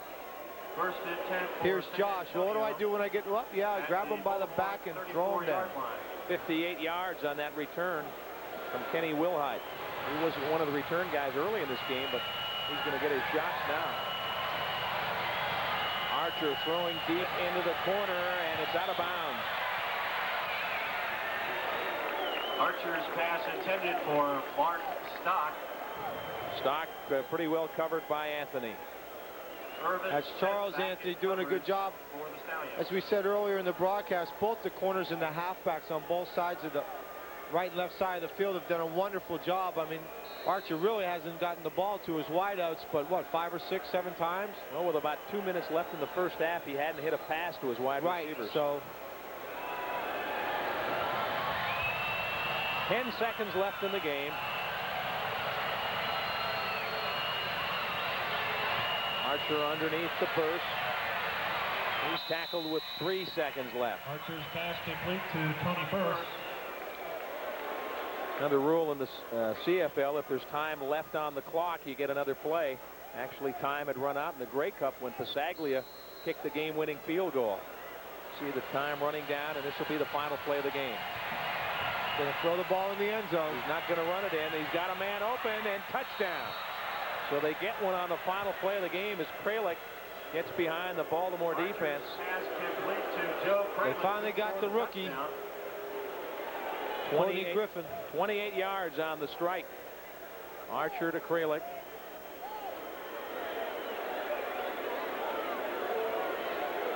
(50-23). Schwack catching a breather down there after rushing the quarterback. Alfred Payton was down on one knee for a long time, just up and coming off. Here's the touchdown again, Bruce. Again, a lot of time, only rushing 4 guys, supposed to be covering back there, but got behind Courtney Griffin. And Roman Anderson on for the convert, as they call it in the CFL.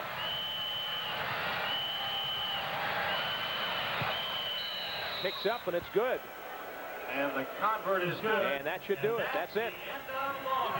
The Stallions win their debut 50-23. And David Archer comes across the field to shake the hand of Don Matthews. He's a class act. Oh, yeah, no doubt about it. You okay? All in all, you'd have to be pretty happy if you're Don Matthews tonight, Bruce. You certainly do. I tell you, coming off a tough road loss, especially to the team you lost the Grey Cup to, coming back home, as we talked about, Scott, in the pregame show a little bit of a must game for Don Matthews Ball Club. As you know, he wants to win them all. He thinks every ball game is as important as the next. But, you know, you really want to win your home opener, no question. And I think he showed that he certainly had them ready to play, both physically and mentally tonight. Robert Clark caught a couple. Tracy Ham had a good game running the ball, threw some touchdown passes. And then the special teams came through. The coverage was a lot better than it was at BC. And then the electrifying play on the return from Chris Wright for the touchdown. And he looks like he's really going to give this team a spark in special teams. 50-24, the final. Back with some final thoughts from Memorial Stadium right after this.